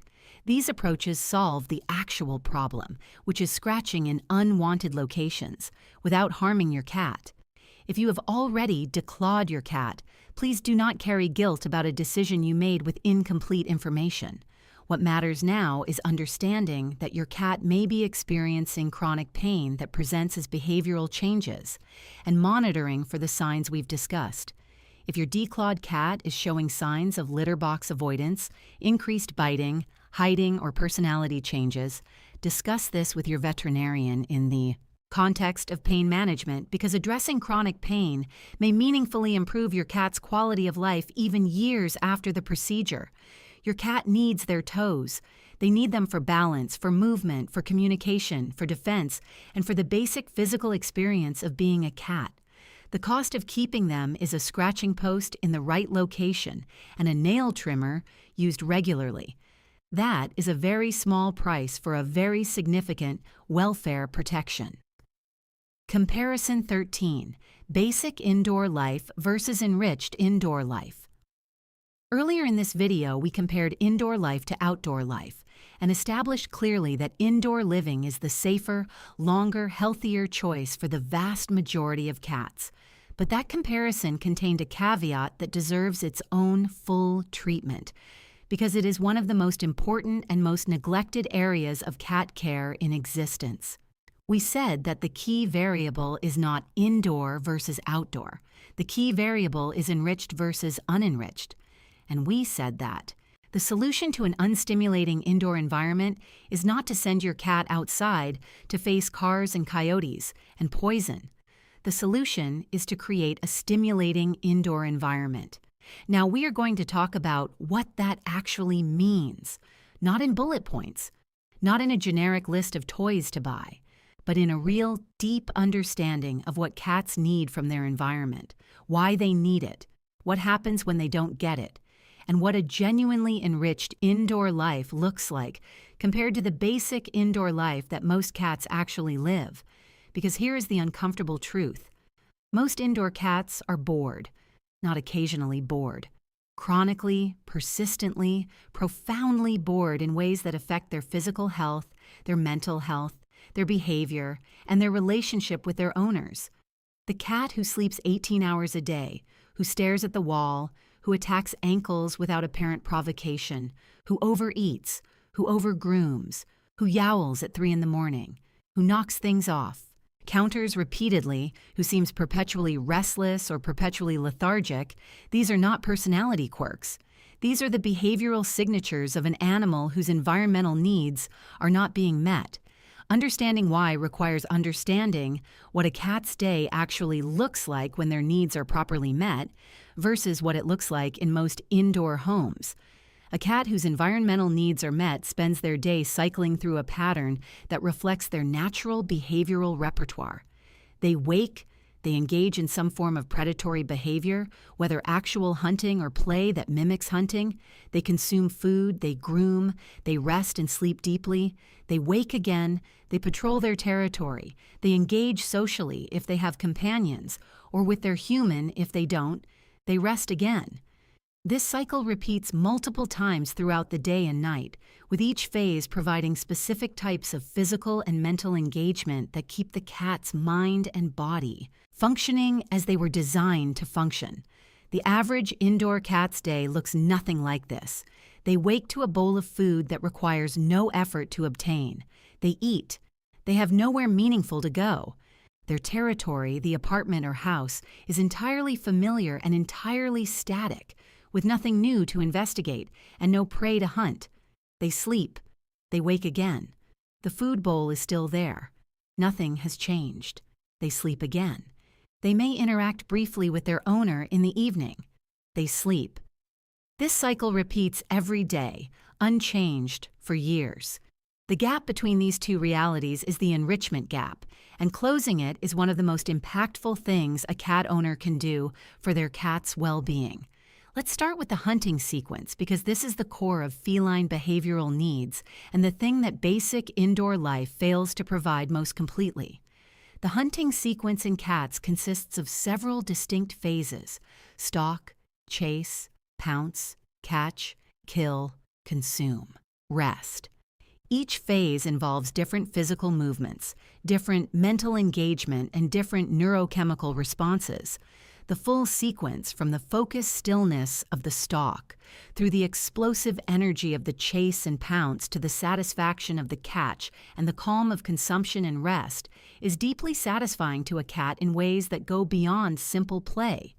It is the activity their entire nervous system was designed around, and the neurochemical reward of completing the sequence, including the release of dopamine during the chase and the release of endorphins associated with the catch and consumption, provides a level of satisfaction that no amount of passive interaction can replicate.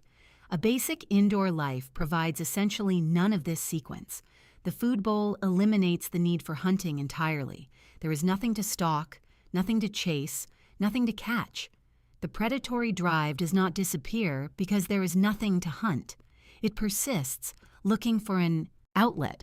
Sometimes that outlet is ankles. Sometimes it is other pets. Sometimes it is the owner's hands during play that starts gentle and escalates. Sometimes it simply turns inward as frustration and restlessness that has no productive expression. The single most impactful enrichment intervention available to indoor cat owners is incorporating the hunting sequence into daily life through food delivery. Instead of putting food in a bowl, make your cat work for it. Puzzle feeders that require physical manipulation to release kibble or small pieces of food engage the predatory drive by requiring problem-solving and physical activity that approximates the effort of hunting. Hiding small amounts of food in different locations around the home every day gives the cat a foraging experience that requires exploration, smell tracking, and the satisfaction of discovery. Feeding toys that can be batted and chased before releasing food mimic the chase and catch phases of the hunting sequence in a way that a stationary bowl never can.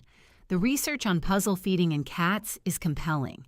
Cats given access to puzzle feeders show reduced stress behaviors, reduced obesity rates, reduced boredom-related behaviors, and increased activity levels compared to cats fed from stationary bowls. The work required to obtain food does not stress cats. It engages them in exactly the way their nervous system was designed to be engaged. The mild frustration of working a puzzle feeder is not cruelty. It is the activation of cognitive and physical systems that were built for exactly this kind of challenge. Interactive play is the other half of the hunting sequence equation. Puzzle feeders address foraging and problem-solving. Interactive play with a wand toy, specifically wand toys that allow the owner to mimic the movement of prey, fleeing, darting, hiding, pausing, and running again, engages the stalk, chase, and pounce phases of the sequence. A properly conducted play session of 10 to 15 minutes twice daily provides more genuine behavioral satisfaction to a cat than hours of being in an outdoor environment where actual hunting success is rare. The technique matters. Waving a wand toy in front of a cat's face is not the same as mimicking prey movement. Prey moves away from predators. It hides. It pauses. It darts in unexpected directions. It occasionally becomes still and then explodes into movement. Mimicking these patterns activates the cat's predatory focus in a way that erratic waving does not. A good play session ends with the cat catching and holding the toy, completing the sequence through the catch phase, followed immediately by a small food reward that serves as the consumption phase. This complete sequence, stalk, chase, catch, consume, followed by the grooming and rest that naturally follow a hunt, is one of the most profoundly satisfying experiences available to an indoor cat, and leaves them calm, content, and deeply rested in a way that passive indoor life never achieves. Vertical space is an enrichment dimension that is dramatically underutilized in most homes, and that makes an enormous difference to indoor cats. Cats are not flat earth creatures. They think in 3 dimensions. In any natural environment, cats use height for multiple purposes. Safety. Elevation provides visibility and a vantage point from which threats can be seen before they arrive. Territory. High spaces are premium territory, and access to them confers status. Hunting elevated positions give cats a surveillance advantage for spotting prey below. Rest, high sleeping spots feel secure because they cannot be approached from behind or above. A home that provides no vertical options beyond the floor. And perhaps a couch is a home that denies cats access to a dimension of their natural behavioral repertoire. Installing cat trees, wall-mounted shelves creating climbing routes, window perches at multiple heights, and elevated resting spots transforms the available territory in a home from 2 dimensions to 3. Cats in enriched vertical environments use their space dramatically more actively than cats in flat environments. Their stress levels are lower, their confidence is higher, and their territorial security is greater. The window, often treated as a passive feature of indoor life, is actually one of the most powerful enrichment tools available to indoor cat owners when it is properly set up. A window perch positioned to overlook an area with bird and squirrel activity, ideally with a bird feeder placed outside to guarantee wildlife traffic, provides hours of visual and auditory stimulation that engages the cat's predatory attention in a safe, frustration-managed way. The cat who spends hours at a bird feeder window is not bored. They are engaged in sustained observational hunting that activates their predatory systems without the frustration of being unable to reach prey. Bird feeders positioned outside windows are among the best investments a cat owner can make. The ongoing varied activity they generate, different species at different times, different individual birds with different behaviors, the occasional squirrel, the drama of territorial disputes between birds, provides an ever-changing stimulus that a static indoor environment cannot match. Some owners add squirrel feeders to increase wildlife traffic. Some add cat-safe plants on the windowsill to provide olfactory enrichment alongside the visual stimulation. The window enrichment zone is a concept that transforms one of the most common features of a home into one of the most valuable elements of a cat's daily experience. Novelty is a dimension of enrichment that most owners understand in theory, but underdeliver in practice. Cats are curious animals who investigate new things in their environment. The first time a cardboard box appears on the living room floor, it will be thoroughly investigated, sat in, chewed on, and used as a launching pad. The 15th cardboard box is less interesting. Novelty requires regular rotation of toys, introduction of new objects, rearrangement of furniture or cat furniture occasionally, and regular introduction of new scents and textures. Scent enrichment, in particular, is profoundly underutilized. Cats experience the world significantly through smell, and a static indoor environment eventually becomes scent-saturated in a way that provides no new olfactory information. Introducing new scents, whether through bringing in interesting objects from outside, using catnip, silver vine, or valerian root, which trigger distinct pleasurable responses in most cats, or occasionally rotating which toys are available so that stored toys develop different scent profiles, keeps the olfactory environment interesting in ways that sustain engagement. Social enrichment through the human relationship is the final dimension we need to discuss, and it is in some ways the most important. A cat whose owner engages actively in daily play, who speaks to them regularly in appropriate tones, as we discussed in an earlier video, who participates in the morning checking ritual, who is present and attentive rather than simply coexisting in the same space, is a cat who has their social needs met in ways that profoundly affect their overall well-being. The human relationship is not a supplement to environmental enrichment. It is a central component of it. The difference between a basic indoor life and an enriched indoor life is not primarily about toys and equipment. It is about the owner's understanding of what their cat actually needs and their commitment to providing it daily. An enriched indoor life requires active participation from the human. It requires daily play sessions, regular rotation of enrichment items, attention to the cat's behavioral signals about what is engaging them and what isn't, and a genuine investment in the cat's experience of their day. The verdict: a basic indoor life, food in a bowl, a litter box, somewhere to sleep, and occasional interaction is safe but insufficient. It prevents the dangers of outdoor life while failing to replace the behavioral engagement that outdoor life, for all its risks, does provide. The cat who lives this life is physically safer than an outdoor cat, but is often mentally understimulated in ways that create real suffering and real behavioral problems. An enriched indoor life, built around the hunting sequence, vertical space, window stimulation, novelty, appropriate social engagement, and puzzle feeding, provides genuine physical and mental engagement that meets the full range of a cat's behavioral needs. The cat who lives this life is not missing anything essential. They are living a rich, stimulating, satisfying life that happens to be safe. The gap between these two realities is not primarily financial. Many of the most effective enrichment strategies, hiding food using wand toys, positioning beds at windows, rotating, cardboard boxes, cost almost nothing. The gap is primarily knowledge and commitment. You now have the knowledge. The commitment is yours to make. Your indoor cat is depending on you to make their world interesting enough to live in fully. That is not a small responsibility, but it is one of the most rewarding you will ever take on. because a cat whose needs are genuinely met is a different animal from a cat who is simply contained. They are present, they are engaged, they are vibrant, and the relationship you build with that cat is proportionally richer than anything a basic indoor life could produce. Comparison 14, Male versus Female Health, a complete guide to sex-specific medical needs.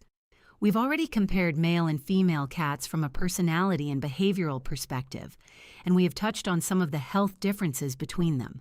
But the health differences between male and female cats are significant enough, specific enough, and practically important enough for cat owners to understand deeply that they deserve their own dedicated comparison. Because knowing that male cats are more prone to urinary blockages is not enough. You need to know why, what the warning signs look like, what the timeline of a medical emergency looks like, and exactly what to do. The same applies to every major sex-specific health difference in cats. This comparison is not about which sex is healthier in some general sense. Both male and female cats can live long, healthy lives with appropriate care. It is about understanding the specific vulnerabilities of each sex so that you can monitor for them proactively, recognize warning signs early, and respond appropriately when something goes wrong. The cat owners who catch health problems early are the ones who know what to look for. This comparison is designed to make you that owner, regardless of whether your cat is male or female. Let's start with the male-specific health landscape, beginning with the condition that kills more male cats than almost any other preventable cause. Urethral obstruction is the condition that every owner of a male cat needs to understand completely, because it is a time-sensitive medical emergency where the difference between a cat who survives and a cat who doesn't is often measured in hours. A blocked male cat who receives veterinary treatment within the first few hours of obstruction has an excellent prognosis. A blocked male cat who is not recognized and treated within 24 to 48 hours is a cat in serious danger of dying from the consequences of the blockage. The anatomy is the starting point. As we discussed in the male versus female comparison, the male urethra is significantly longer and narrower than the female urethra. The entire urinary system functions the same way in both sexes, producing urine in the kidneys, storing it in the bladder, and expelling it through the urethra. But in males, the urethra must travel a much longer distance and at its narrowest point the penile urethra is extremely narrow. This anatomy makes males extraordinarily vulnerable to obstructions that would pass easily through the shorter, wider female urethra. The obstruction itself can be caused by several things: urinary crystals, microscopic mineral formations that develop in urine under certain conditions can accumulate in the narrow penile urethra and block the flow of urine. Mucus plugs, formed from inflammatory cells, protein, and crystals, can create soft but equally effective blockages. Urethral spasm, where the muscular wall of the urethra contracts and fails to relax, can functionally obstruct urine flow even without a physical plug. In older cats, urethral tumors are a rare but possible cause of obstruction. The underlying conditions that predispose cats to urinary obstruction are collectively called feline lower urinary tract disease, and they include feline idiopathic cystitis, which is bladder inflammation without an identifiable infectious cause, urolithiasis, which is the formation of urinary stones or crystals, and urethral plugs. Feline idiopathic cystitis is strongly stress-linked, meaning that stress in a cat's life directly increases the risk of urinary inflammation and obstruction. Dietary factors, specifically the mineral content of food and the overall moisture content of the diet, strongly influence crystal formation. Male cats eating dry food in high-stress environments are the highest risk demographic for urethral obstruction. The warning signs of urethral obstruction are specific and recognizable once you know what to look for. The earliest signs are frequent trips to the litter box, straining or posturing in the litter box without producing urine, crying or vocalizing while in the litter box, excessive licking of the genital area, and restlessness or inability to get comfortable. These signs indicate that the cat is trying to urinate and cannot, and they are the point at which you should be heading to the veterinarian, not waiting to see if the situation resolves. As the obstruction continues and the bladder fills to dangerous levels, the signs escalate. The cat may cry when the abdomen is touched because the distended bladder is painful. They may vomit. They may become lethargic and unresponsive as toxins that are normally expelled in urine begin to accumulate in the bloodstream. A cat in this stage is in crisis and needs emergency veterinary care immediately. The toxin accumulation from a blocked bladder affects the heart, causing potentially fatal cardiac arrhythmias from the electrolyte imbalances that develop as potassium levels rise. This is why the timeline matters so critically. A cat who has been blocked for 24 to 48 hours may have cardiac complications in addition to the obstruction itself, making treatment more complex and the prognosis significantly worse. Treatment of urethral obstruction requires sedation or anesthesia, catheterization to relieve the blockage and flush the bladder, intravenous fluids to correct the electrolyte imbalances and support kidney function, and hospitalization for monitoring until the cat can urinate normally on their own. The cost is significant, often running into the hundreds to thousands of dollars depending on the severity and the duration of hospitalization required. This is one of the strongest arguments for pet insurance for male cats, because urethral obstruction is both common enough and expensive enough to treat that having coverage makes an enormous practical difference. Prevention of urethral obstruction centers on the 3 factors we can control: diet, specifically increasing moisture intake through wet food and ensuring the mineral balance of the food supports urinary health; stress reduction, because feline idiopathic cystitis is stress-linked and stress management is genuinely protective; environmental enrichment, because enriched environments reduce stress. For male cats who have had one urethral obstruction, the risk of recurrence is significantly elevated, and prescription urinary health diets formulated to reduce crystal formation and support urinary tract health are often recommended by veterinarians as ongoing management. The perineal urethrostomy, or PU surgery, is a procedure that creates a permanent, wider urethral opening by surgically widening and repositioning the urethral opening. It is a last resort for male cats who have experienced multiple obstructions and for whom medical management has been insufficient.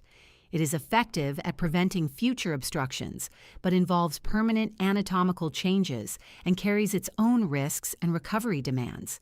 Now let's talk about the other significant male-specific health consideration, which is testicular and prostate health in intact males and reproductive tract tumors.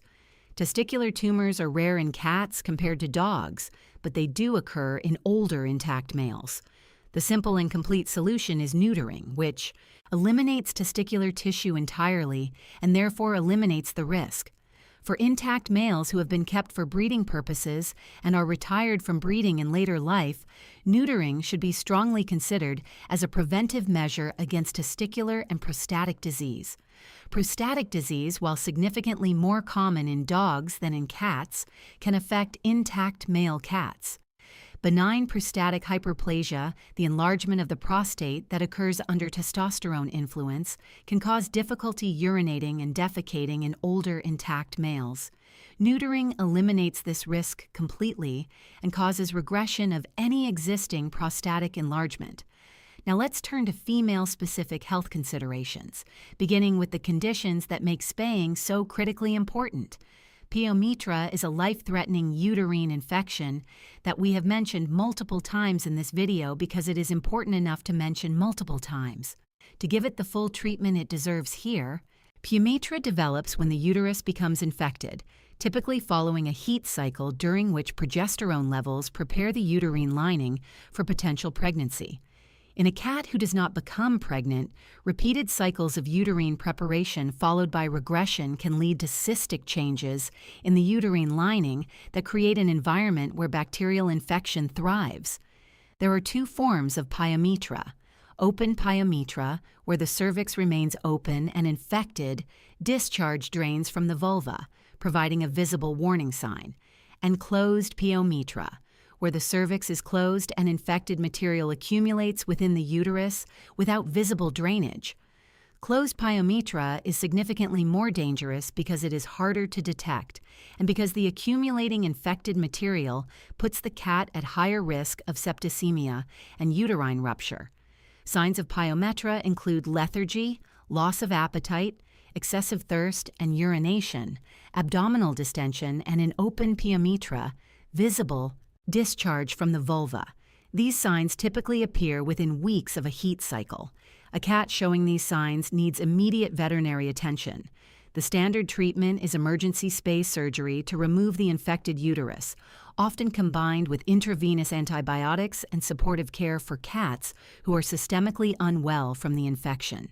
The prognosis for pyometra is good when treatment is prompt and the cat is not severely ill from septicemia. The prognosis worsens significantly when treatment is delayed or when the cat presents in septic shock. The simplest and most complete prevention is spaying before pyometra can develop, ideally before the first heat cycle or shortly afterward. Mammary tumors in cats are dramatically more malignant than in dogs. Approximately 85 to 90% of feline mammary tumors are malignant carcinomas, compared to roughly 50% in dogs. This means that a mammary lump in a cat is a cancer until proven otherwise, and the response to discovery of any mammary mass in a cat should be prompt veterinary evaluation and likely surgical removal, followed by histopathology to determine the tumor type and guide further treatment. The strong estrogen dependence of feline mammary tumor development is the basis for the powerful protective effect of early spaying. As we discussed in the Spay and Neuter comparison, spaying before the first heat cycle reduces mammary tumor risk by approximately 91%. This dramatic risk reduction is one of the most compelling arguments for early spaying of female cats, and one that deserves to be communicated more clearly by veterinary practices. For intact or late-spayed females, monthly owner examination of the mammary glands is an important monitoring practice. The mammary glands run in two chains along the underside of the cat from the axilla to the groin. Any lump, thickening, or asymmetry should be evaluated by a veterinarian promptly. Feline mammary tumors grow and metastasize quickly, and the difference between a tumor caught early and one caught late is the difference between a good prognosis and a very difficult one. Ovarian and uterine tumors are less common in cats than in some other species, but do occur in older intact females. As with testicular tumors in males, spaying eliminates the tissues in which these tumors develop and therefore eliminates the risk. Let's talk about reproductive tract complications beyond pyometra and tumors, because intact female cats face a range of health challenges related to their reproductive cycling that spayed females are entirely spared. Dystocia, or difficult birth, is a risk for any intact female who becomes pregnant. Cats are generally good at delivering kittens, but complications occur, including uterine inertia, where contractions fail to expel kittens effectively, malpresentation of kittens in the birth canal, and kitten size incompatible with the birth canal in brachycephalic breeds. Any cat in labor for more than 4 hours without producing a kitten or showing signs of distress during labor needs emergency veterinary attention. Eclampsia, or milk fever, is a life-threatening drop in blood calcium that can occur in nursing cats, particularly those nursing large litters. Signs include muscle tremors, seizures, disorientation, and collapse. It is a veterinary emergency requiring intravenous calcium supplementation. While relatively uncommon in cats compared to dogs, it occurs, and cat owners whose females are nursing need to know the signs. Mastitis, inflammation, or infection of the mammary glands can occur in nursing females and causes pain, redness, and hardness of the affected glands. Affected kittens may fail to thrive because they are not receiving adequate nutrition from infected glands. Veterinary treatment with antibiotics is usually effective when caught early. There are health conditions that affect both sexes, but that manifest somewhat differently or have different risk profiles between males and females. Hyperthyroidism, one of the most common endocrine disorders in older cats, affects both sexes at roughly equal rates, but is worth mentioning because its symptoms are often mistaken for normal aging. Weight loss, despite good or increased appetite, increased thirst and urination, increased vocalization, restlessness, and heart abnormalities are the primary signs. Hyperthyroidism is highly treatable with medication, radioactive iodine therapy, or surgery, and identifying it promptly prevents the cardiac and kidney complications that develop when it goes untreated. Diabetes mellitus affects both sexes, but is significantly more common in neutered males and in overweight cats of both sexes. The connection between obesity, neutering, and diabetes in cats is well established, and it underscores the importance of weight management in neutered males in particular. Signs of diabetes include excessive thirst, excessive urination, weight loss despite normal or increased appetite, and a characteristic plantigrade stance, where the cat walks on their hocks rather than their toes. Diabetes in cats is manageable, and some cats achieve remission with appropriate dietary management and insulin therapy, particularly when caught early. Hypertrophic cardiomyopathy affects male cats at higher rates than females, with intact and neutered males both showing elevated risk compared to females. This is the most common cardiac disease in cats and can progress silently for years before causing obvious symptoms. Regular veterinary examinations, including cardiac auscultation, are the primary detection tool in asymptomatic cats. Breeds with known elevated risk, including Maine Coons, Ragdolls, and British Shorthairs, should have cardiac screening, including echocardiography, as part of their regular health monitoring. The verdict male cats need owners who understand urethral obstruction completely, who monitor litter box behavior as a daily health check, who feed primarily wet food and manage stress proactively as preventive measures, and who know that straining in the litter box without producing urine is a same-day veterinary emergency without exception. Female cats need owners who understand the profound health benefits of early spaying, who know the signs of pyometra and respond to them urgently, and who examine their cat's mammary glands regularly if the cat is intact or was spayed after multiple heat cycles. Both sexes need owners who understand the specific health landscape of their cat's sex and who approach regular veterinary care not as a response to obvious illness, but as the monitoring system that catches subtle changes before they become crises. The cats who live longest are almost always the cats whose owners pay the most consistent, knowledgeable attention, not anxious attention, informed attention. There is an enormous difference between the two, and this comparison is designed to help you achieve the latter. Your cat cannot tell you when something is wrong. They will hide it for as long as their instincts allow. Knowing what to look for and looking for it consistently is one of the most profound acts of care available to any cat owner. And now you know exactly what to look for. Comparison 15. Early socialization versus adult training. Can you really teach an old cat new tricks? There is a belief so deeply embedded in how people think about cats that most people have never stopped to question it. The belief that cats cannot be trained, that they are too independent, too willful, too fundamentally uninterested in pleasing humans to learn anything through deliberate instruction. That the window for shaping a cat's behavior opens briefly in kittenhood and closes forever once the cat reaches adulthood. That if you didn't get your cat as a kitten and socialize them perfectly, you are stuck with whatever personality and whatever behaviors they arrived with. Every part of this belief is wrong, and the consequences of holding it are significant because it leads owners to give up on behavioral challenges that are solvable, to underinvest in the socialization of kittens during the window when it matters most, and to misunderstand the nature of the cat-human relationship in ways that limit what that relationship can become. This comparison is going to do two things simultaneously.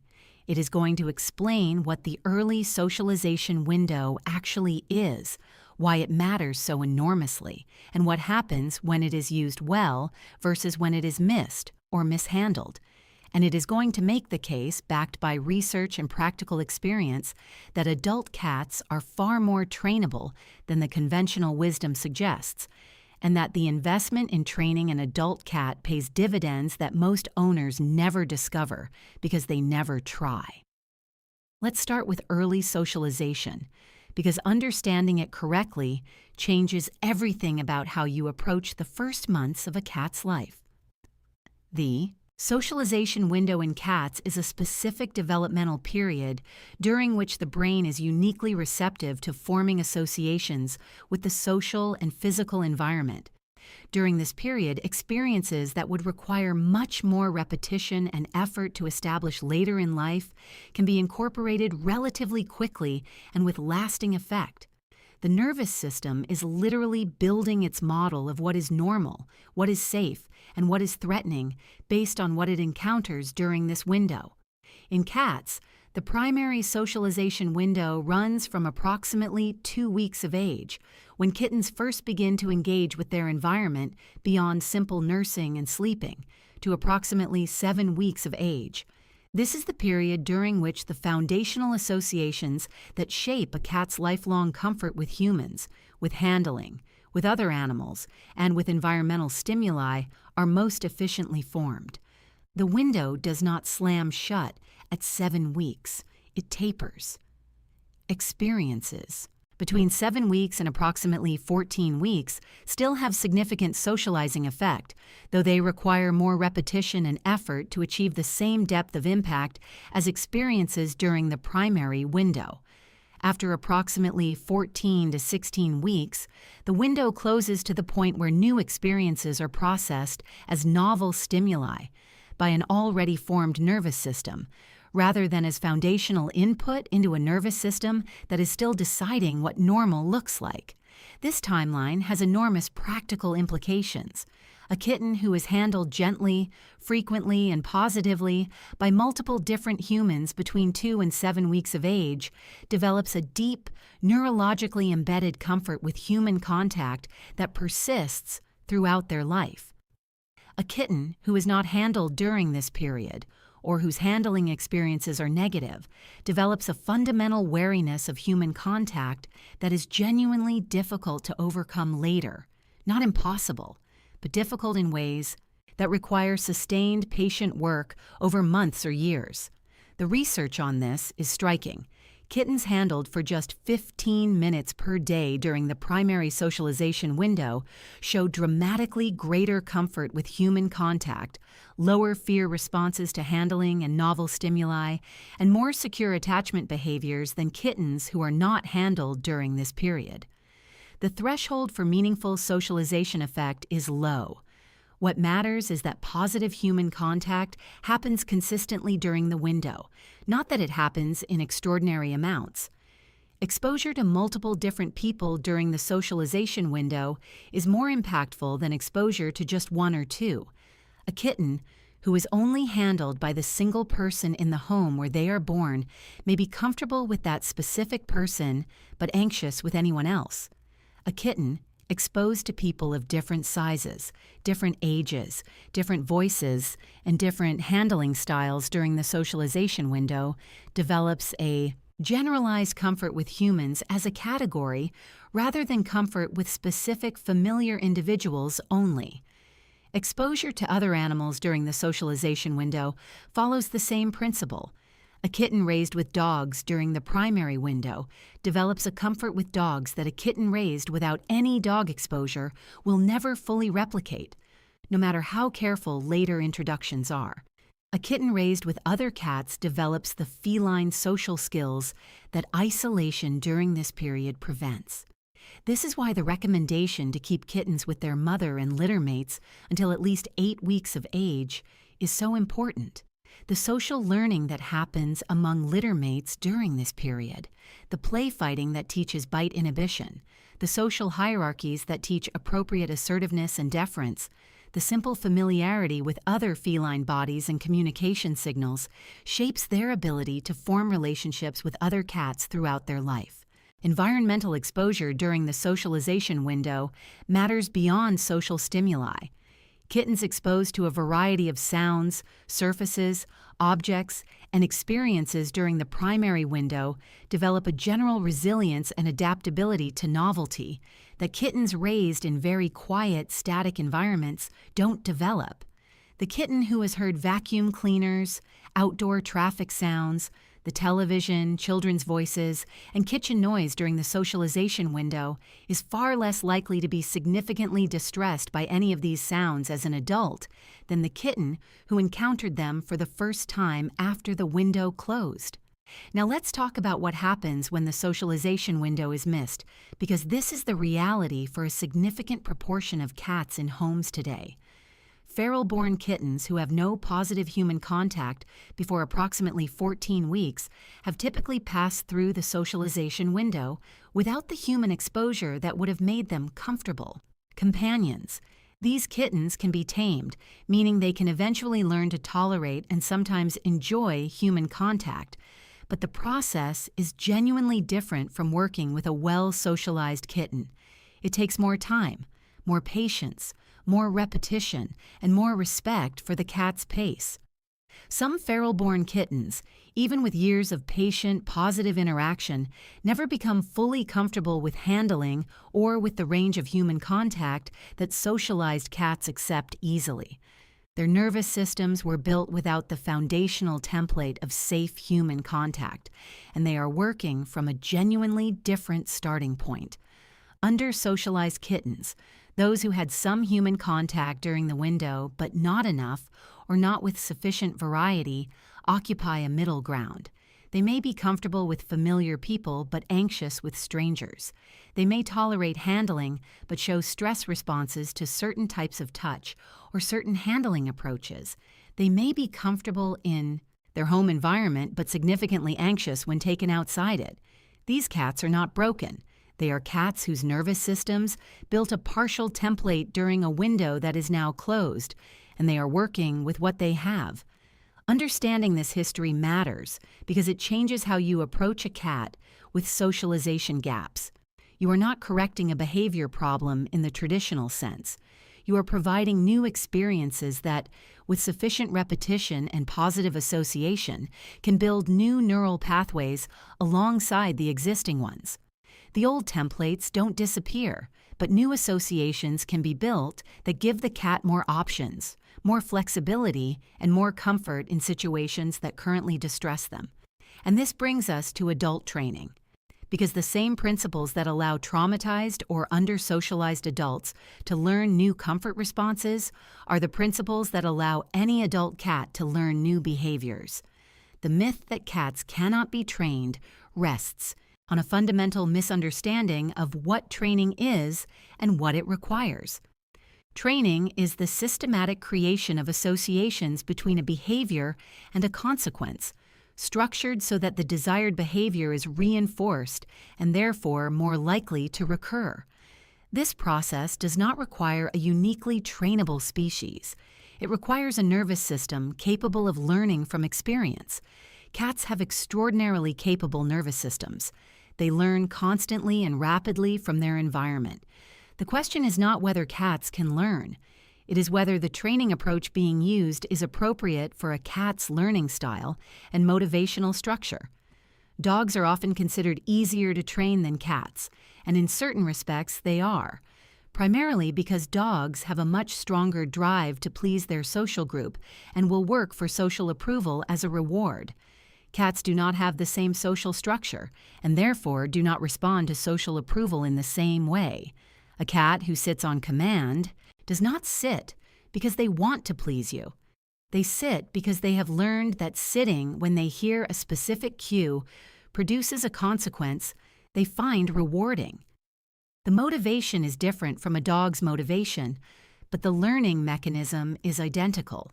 This means that training cats requires two things above all others: a reward that the specific cat finds genuinely motivating, and consistency in the association between the behavior and the reward. Most cat training fails not because cats can't learn, but because the reward being offered isn't motivating enough, or because the association between behavior and reward is inconsistent or delayed in ways that prevent the cat from connecting them. High-value food treats are the most universally effective training reward for cats. Not their regular kibble, which they can get anytime, but something the cat finds extraordinary. Small pieces of cooked chicken, commercial cat treats with a strong flavor, a lick of tuna or salmon.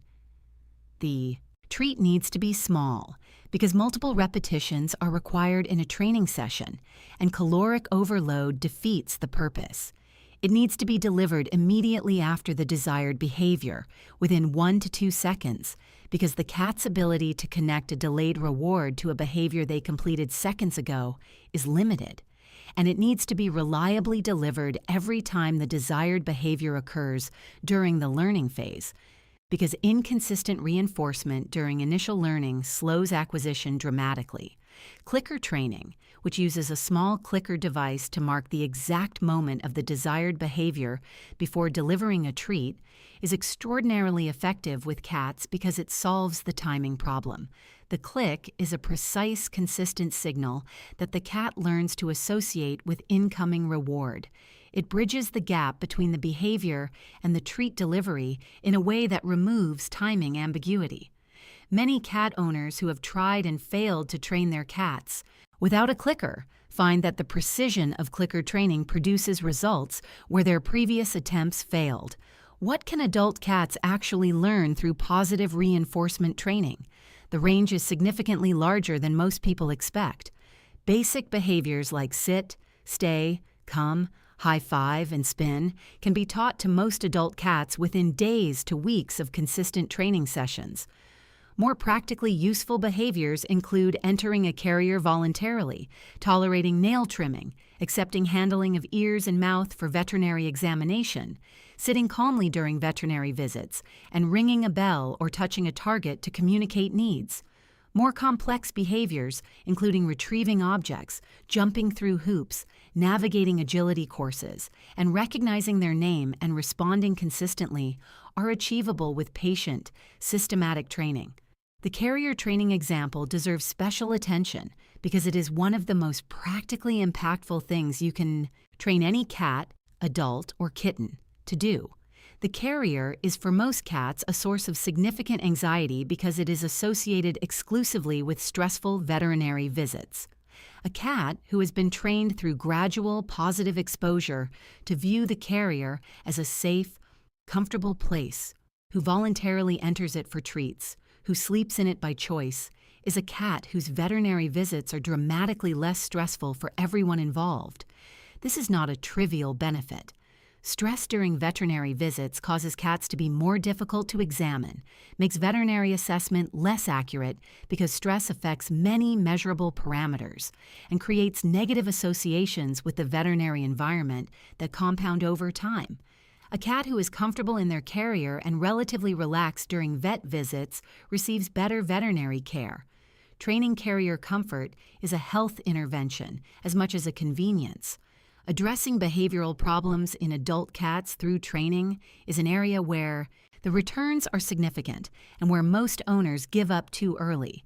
A cat who scratches furniture can be trained to use a scratching post reliably through the combination of deterrence on furniture surfaces and highly rewarding positive reinforcement for scratching post use. A cat who bites during play can be trained to inhibit their bite strength and to redirect play aggression to appropriate toys through consistent response patterns. A cat who wakes their owner at 4 a.m. demanding food can be conditioned to a later schedule through a combination of automatic feeders and deliberate non-reinforcement of early morning demands. None of these training interventions work overnight. Adult cat training requires patience measured in weeks and months, not days. The nervous system of an adult cat is working with established pathways, and changing behavior means building new pathways alongside existing ones through repetition and consistent reinforcement. But the results are achievable, and the process of training your cat has a secondary benefit that is as valuable as the behavioral outcomes. It deepens the relationship. A cat who has been trained through positive reinforcement has a fundamentally different relationship with their owner than a cat who has simply been managed or accommodated.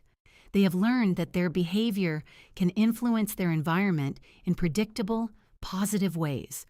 They have had repeated experiences of success in the context of their human relationship. They have built a communication bridge with their owner that extends beyond the basic exchanges of daily life. Training is not just behavior modification, it is relationship building. And the cats who have been trained using positive reinforcement are almost universally more engaged, more confident, and more communicative with their owners than cats who have not. The verdict: early socialization. During the primary window of 2 to 14 weeks is one of the highest return investments available in a cat's entire life. The foundational neural templates formed during this period shape the cat's comfort with humans, with handling, with other animals, and with environmental novelty in ways that persist for life. If you have influence over the early weeks of a kitten's life, use that influence deliberately and generously. Handle them. Expose them to variety. Let different people meet them. Let them explore different surfaces and environments. The investment is small, and the return is a fundamentally more adaptable, more comfortable, more confident adult cat. Adult cats can absolutely be trained. The window for effortless foundational learning has closed, but the capacity for learning through experience never does. Positive reinforcement training with high-value food rewards and precise timing, ideally using a clicker, can teach adult cats a remarkable range of behaviors and can address behavioral problems that most owners accept as permanent features of their cat's personality. The belief that cats cannot be trained is not just incorrect, it is limiting.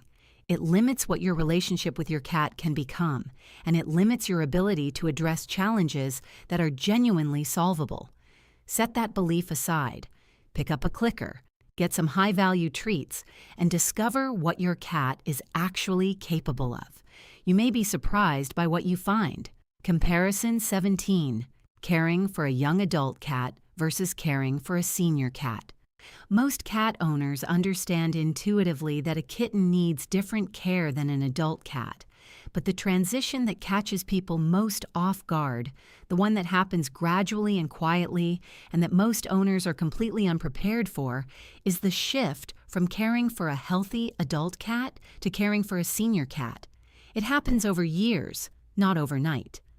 The cat who was bounding up the cat tree at full speed last year is a little slower this year. The cat who finished every meal enthusiastically is leaving a little food in the bowl now.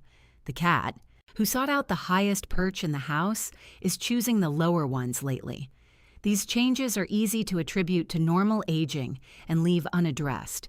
They are often the first signs of conditions that are highly treatable when caught early, and much harder to manage when they've been progressing silently for months or years. This comparison is about understanding what genuinely changes as cats age, what stays the same, and how your role as a cat owner needs to evolve to meet your cat where they are at every life stage, rather than continuing to care for a senior cat the way you cared for them at 3 years old. Let's start by establishing what we mean by young adult and senior, because these terms are used inconsistently and the biological reality is more specific than general labels suggest. A young adult cat, roughly between 2 and 6 years of age, is in the peak of their physical capacity. Their immune system is functioning at its highest efficiency. Their organ systems are operating with full reserve capacity, meaning there is significant buffer between current function and functional impairment. Their musculoskeletal system is fully developed and at peak strength and flexibility. Their sensory systems, vision, hearing, and smell are operating optimally. They are metabolically efficient, maintaining appropriate body weight relatively easily on a consistent diet. Their cognitive function is sharp, their response times are quick, and their behavioral repertoire is fully expressed. This is the life stage during which health problems are least likely to be present and most likely to go unnoticed when they do begin. Young adult cats are resilient enough that early-stage disease often produces no obvious symptoms. A young adult cat with early kidney disease, early dental disease, or early hypertrophic cardiomyopathy may show no signs that a typical owner would notice. This is why annual veterinary examinations, even for apparently healthy young adult cats, are not optional.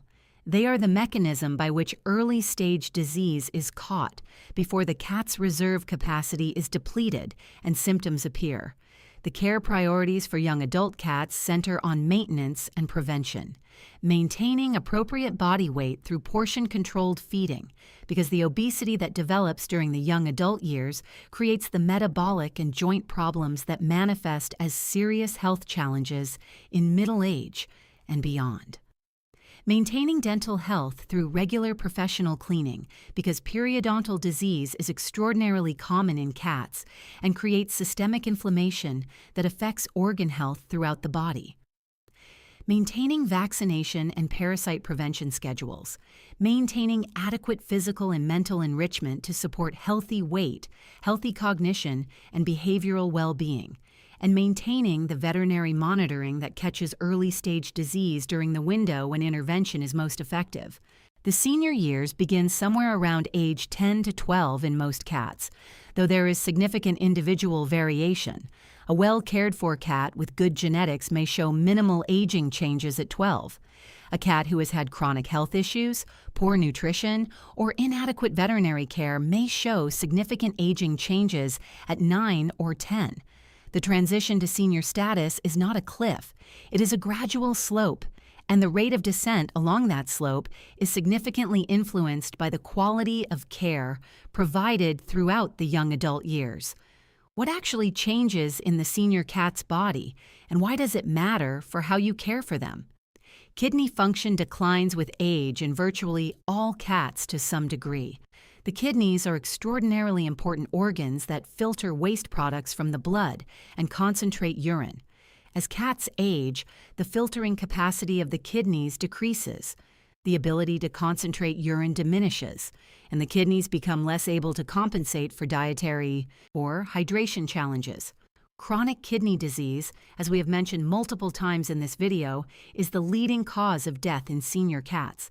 It affects an estimated 30 to 40% of cats over age 10, and it is a disease that progresses silently, causing no obvious symptoms until a significant proportion of kidney function has already been lost. The practical implications for senior cat care are significant.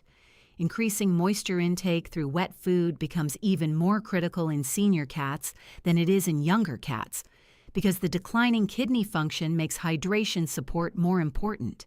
Twice-yearly veterinary blood and urine testing, rather than annual testing, becomes the standard of care for senior cats, because kidney disease and other senior-onset conditions progress quickly enough that a yearly interval misses too much.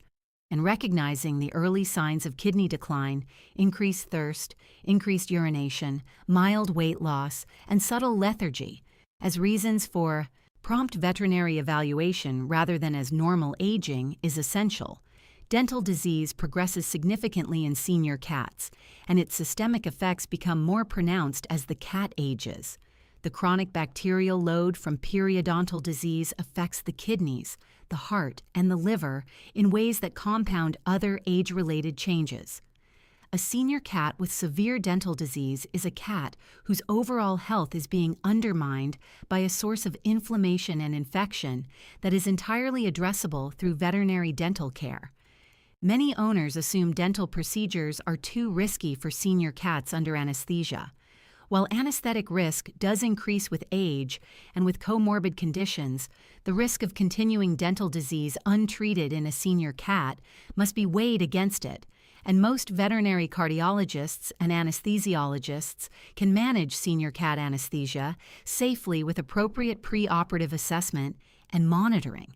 Arthritis is one of the most common and most underdiagnosed conditions in senior cats.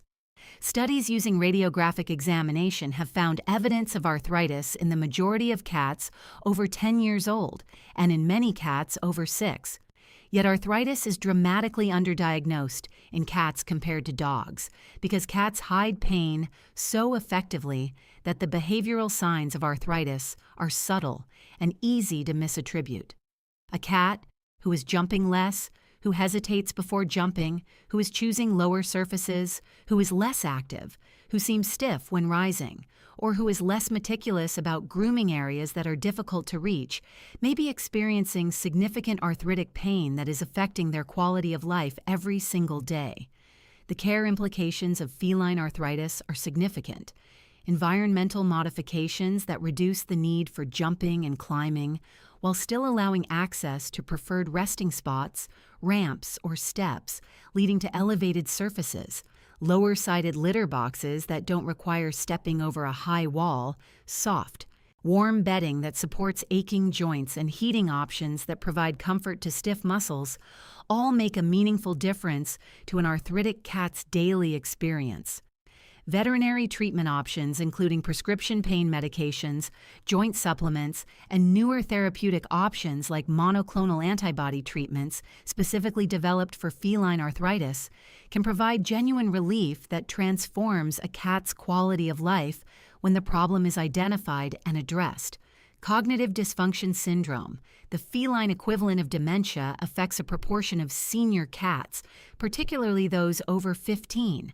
Signs include disorientation, confusion about familiar environments, changes in sleep-wake cycles, increased vocalization, particularly at night, changes in social interaction, and loss of previously reliable litter box habits. Cognitive dysfunction is not simply old age. It is a specific neurological condition with identifiable mechanisms and with management options that can slow progression and improve quality of life. Recognizing it as a medical condition rather than an inevitable feature of aging changes how it gets addressed.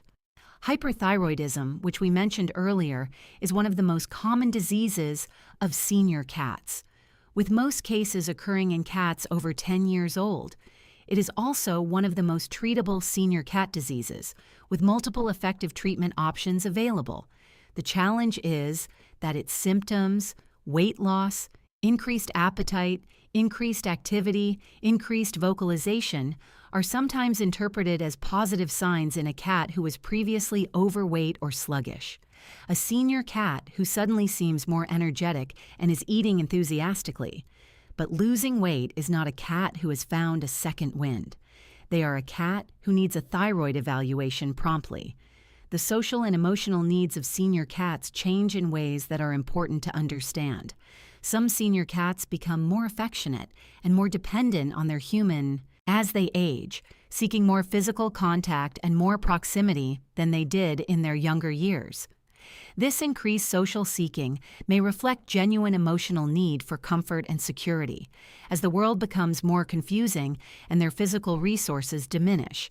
It may also reflect the early signs of cognitive dysfunction or anxiety related to physical discomfort. Either way, the senior cat who seeks more contact deserves to have that need met generously and warmly.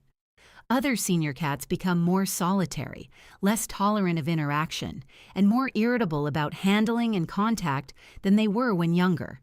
This change in social behavior is often a pain response. A cat who is experiencing arthritic pain, dental pain, or the general discomfort of declining organ function may withdraw from contact because contact has become associated with pain.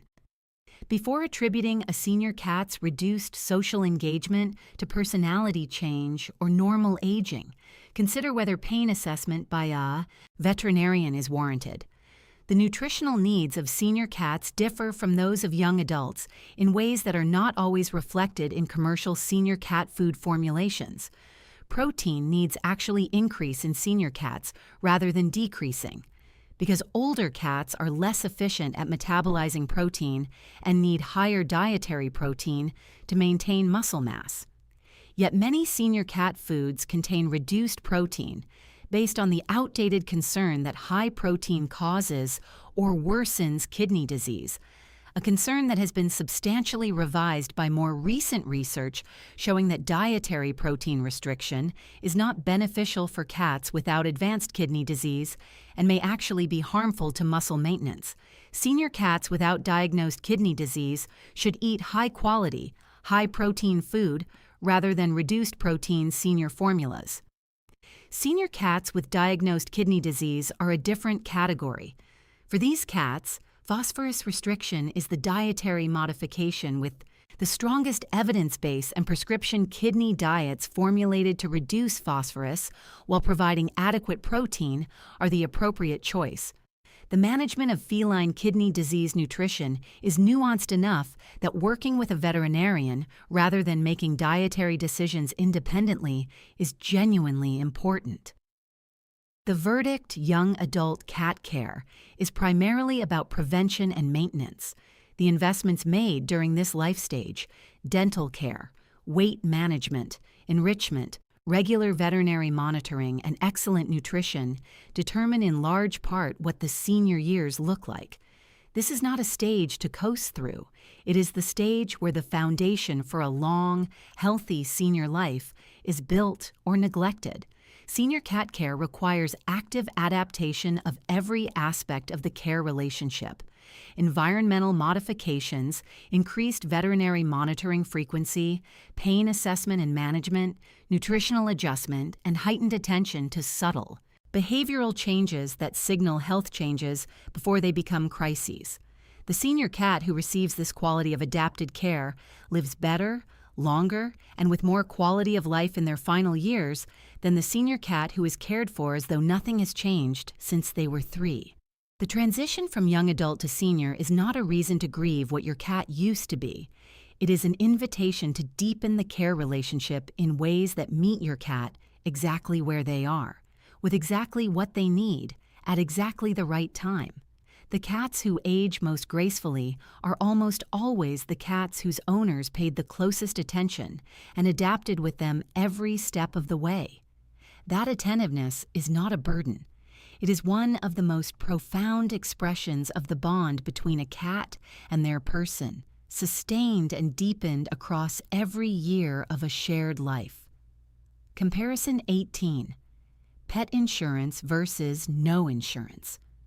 This is the comparison that most cat owners never think about until the moment they need it, and by then, it is too late to make the decision in a calm, rational, financially prepared way.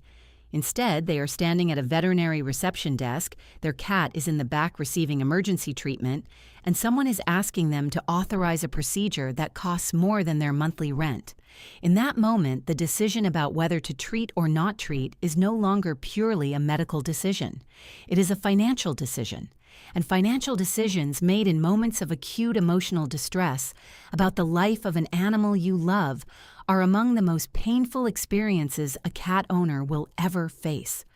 Pet insurance exists to remove the financial dimension from that decision, to make the question purely medical, to allow you to ask your veterinarian what the best treatment option is for your cat, rather than what the cheapest option is that might still work. Whether that goal is worth the cost of insurance premiums is what this comparison is going to examine honestly, completely, and without the bias of either the pet insurance industry or the reflexive skepticism that most people bring to any insurance product.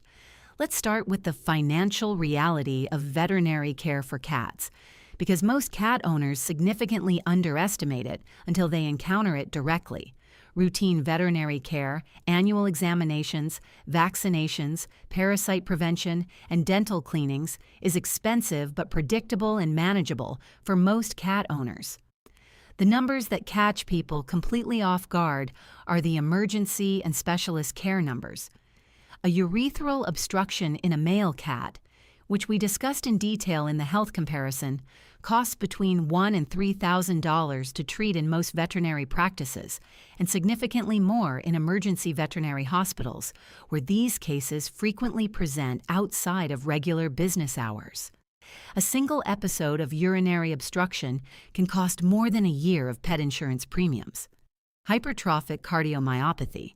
Diagnosis and management, including the echocardiogram required for diagnosis, specialist consultation, and ongoing medication, runs into thousands of dollars over the course of the disease. Hyperthyroidism treatment through radioactive iodine therapy, which is the most effective single treatment available, costs between $1,000 and $2,000 for the procedure alone. Chronic kidney disease management over the years, following diagnosis, including regular blood and urine monitoring, prescription food, fluid therapy, and medications, accumulates into thousands of dollars. Cancer diagnosis and treatment, if pursued, regularly runs into 5 figures. These are not rare scenarios. These are the most common serious health conditions in cats, conditions that affect a significant percentage of the cat population, and that most cat owners will encounter at some point in their cat's life. The question is not whether significant veterinary expenses will arise during your cat's lifetime. For the majority of cat owners, they will. The question is whether you will be financially prepared when they do. Pet insurance works on the same principle as all insurance. You pay a regular premium to transfer the financial risk of unpredictable large expenses from yourself to the insurance company. In exchange for that regular payment, the insurance company covers a defined portion of covered veterinary expenses when they occur. The value of insurance to any individual depends on whether the claims you make over the policy period exceed the premiums you pay, which is inherently unknowable in advance. This uncertainty is the foundation of the skepticism most people have about insurance of any kind. If you are lucky and your cat remains healthy, you will pay premiums for years without significant claims and will feel in retrospect that the money was wasted. If your cat develops a serious condition, the insurance may cover expenses many times greater than the premiums paid and will feel like one of the best financial decisions you ever made. Insurance is not a savings account. It is risk management. And the question of whether to buy it is not whether you expect to need it. It is whether you could absorb the financial impact of a large, unexpected veterinary bill without compromising your cat's care or your own financial stability. Let's talk about what pet insurance actually covers, because the variation between policies is enormous, and understanding it is essential to evaluating whether a specific policy offers genuine value. The best pet insurance policies cover accidents and illnesses comprehensively, including hereditary and congenital conditions, chronic conditions with ongoing treatment needs, specialist referrals, emergency care, surgeries, hospitalizations, diagnostic testing, and prescription medications. These comprehensive policies have the highest premiums, but provide the broadest protection and the least friction when claims are made. More, limited policies may exclude hereditary conditions, which is a significant exclusion for purebred cats with known breed-specific health predispositions. They may exclude chronic conditions after the first policy year, meaning a condition diagnosed during your coverage period may not be covered in subsequent years when the ongoing treatment costs accumulate. They may have annual or per-condition benefit limits that cap coverage at amounts that fall short of actual treatment costs for serious conditions. Reading the exclusions and limitations of any policy as carefully as the coverage descriptions is essential, because the exclusions are where the real differences between policies live. Waiting periods are another important policy feature to understand. Most pet insurance policies have waiting periods of days to weeks after policy initiation, before coverage begins. A cat who develops a condition during the waiting period will have that condition classified as pre-existing and excluded from coverage. This means that purchasing insurance reactively after a health problem has been identified provides no benefit for that condition. Insurance must be purchased before health problems arise to cover those problems when they develop. Pre-existing conditions are excluded by virtually all pet insurance policies, and the definition of pre-existing is applied more broadly by some insurers than others. A cat who had a single episode of urinary crystals before the insurance policy was purchased may have all future urinary conditions excluded as related to a pre-existing condition. Understanding how a specific insurer defines and applies pre-existing condition exclusions is critical before purchasing a policy, because this exclusion can render a policy nearly worthless for cats with any prior health history. The reimbursement model of most pet insurance requires that you pay the veterinary bill at the time of service and submit a claim for reimbursement afterward. This means that even with insurance, you need the financial capacity to pay a large veterinary bill up front and wait for reimbursement, which can take days to weeks. Some owners are surprised to discover that insurance does not function like health insurance for humans, where the provider bills the insurer directly. The upfront payment requirement means that insurance addresses the long-term financial impact of veterinary expenses, but does not eliminate the need for short-term cash flow to cover bills at the time they are incurred. The cost of pet insurance premiums varies significantly based on the cat's age at enrollment, breed, location, the deductible chosen, the reimbursement percentage chosen, and the annual benefit limit. Premiums for young adult cats in most markets run from $20 to $60 per month for comprehensive coverage. Premiums increase as cats age, and for senior cats, comprehensive coverage can be significantly more expensive, which is part of why enrolling while the cat is young produces better value than waiting. The age at enrollment argument for pet insurance deserves emphasis because it is counterintuitive to many people. Young cats are healthy. The temptation is to wait until the cat is older and health problems become more likely before purchasing insurance. But waiting until problems arise means those problems are pre-existing and excluded, and premiums are lowest when cats are young and healthy. The optimal time to enroll a cat in pet insurance is as early as possible, ideally in the first year of life, when premiums are lowest and no pre-existing conditions have been established. Now let's talk honestly about the alternatives to pet insurance, because insurance is not the only way to prepare financially for veterinary expenses. A dedicated veterinary savings fund, where you deposit a set amount monthly into a separate savings account reserved for veterinary expenses, is a legitimate alternative that works well for owners with the discipline to maintain it consistently. The advantage of a self-funded approach is that the money saved belongs to you rather than to an insurance company. If your cat remains healthy, the accumulated savings remain yours rather than representing premiums paid with no return. The disadvantage is that in the early years of the fund, before significant savings have accumulated, a large unexpected veterinary expense can exhaust the fund entirely and leave you in the same position as an uninsured owner.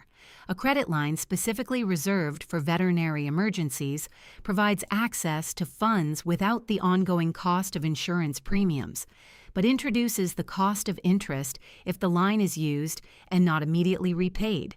Care credit and similar medical financing options are available at many veterinary practices and provide zero-interest financing for defined promotional periods, making them a useful short-term bridge for owners who can repay the balance within the promotional window. The honest answer is that for many cat owners, a combination approach works best. Pet insurance for catastrophic coverage combined with a modest savings fund for routine and moderate expenses captures the protection of insurance against truly large expenses, while avoiding premium payments for the routine costs that are manageable without insurance. High-deductible policies with lower premiums, where insurance kicks in only above a threshold that you fund yourself, can make this approach cost-effective. There is one more dimension to this comparison that rarely gets discussed in financial terms, and it is the most important one: the psychological impact of financial constraint on veterinary decision-making is real and significant. Owners who cannot afford treatment sometimes make the decision to euthanize cats who could have been treated successfully. Owners who stretch beyond their means to treat a cat sometimes find themselves in financial distress that affects their ability to provide ongoing care. Owners who must choose between treatment options based on cost rather than medical appropriateness receive guidance shaped by financial rather than purely medical considerations. Pet insurance, when it works as intended, removes these distortions from the veterinary relationship. The owner who knows their insurance will cover 80% of treatment costs can authorize the diagnostically appropriate workup rather than the cheapest possible approach. They can pursue the most effective treatment rather than the most affordable one. They can make decisions based entirely on what is best for their cat. That alignment between financial capacity and medical decision-making is worth something that does not appear in any premium versus claims calculation, and it is the argument for pet insurance that most financial analyses of the topic completely miss. The verdict.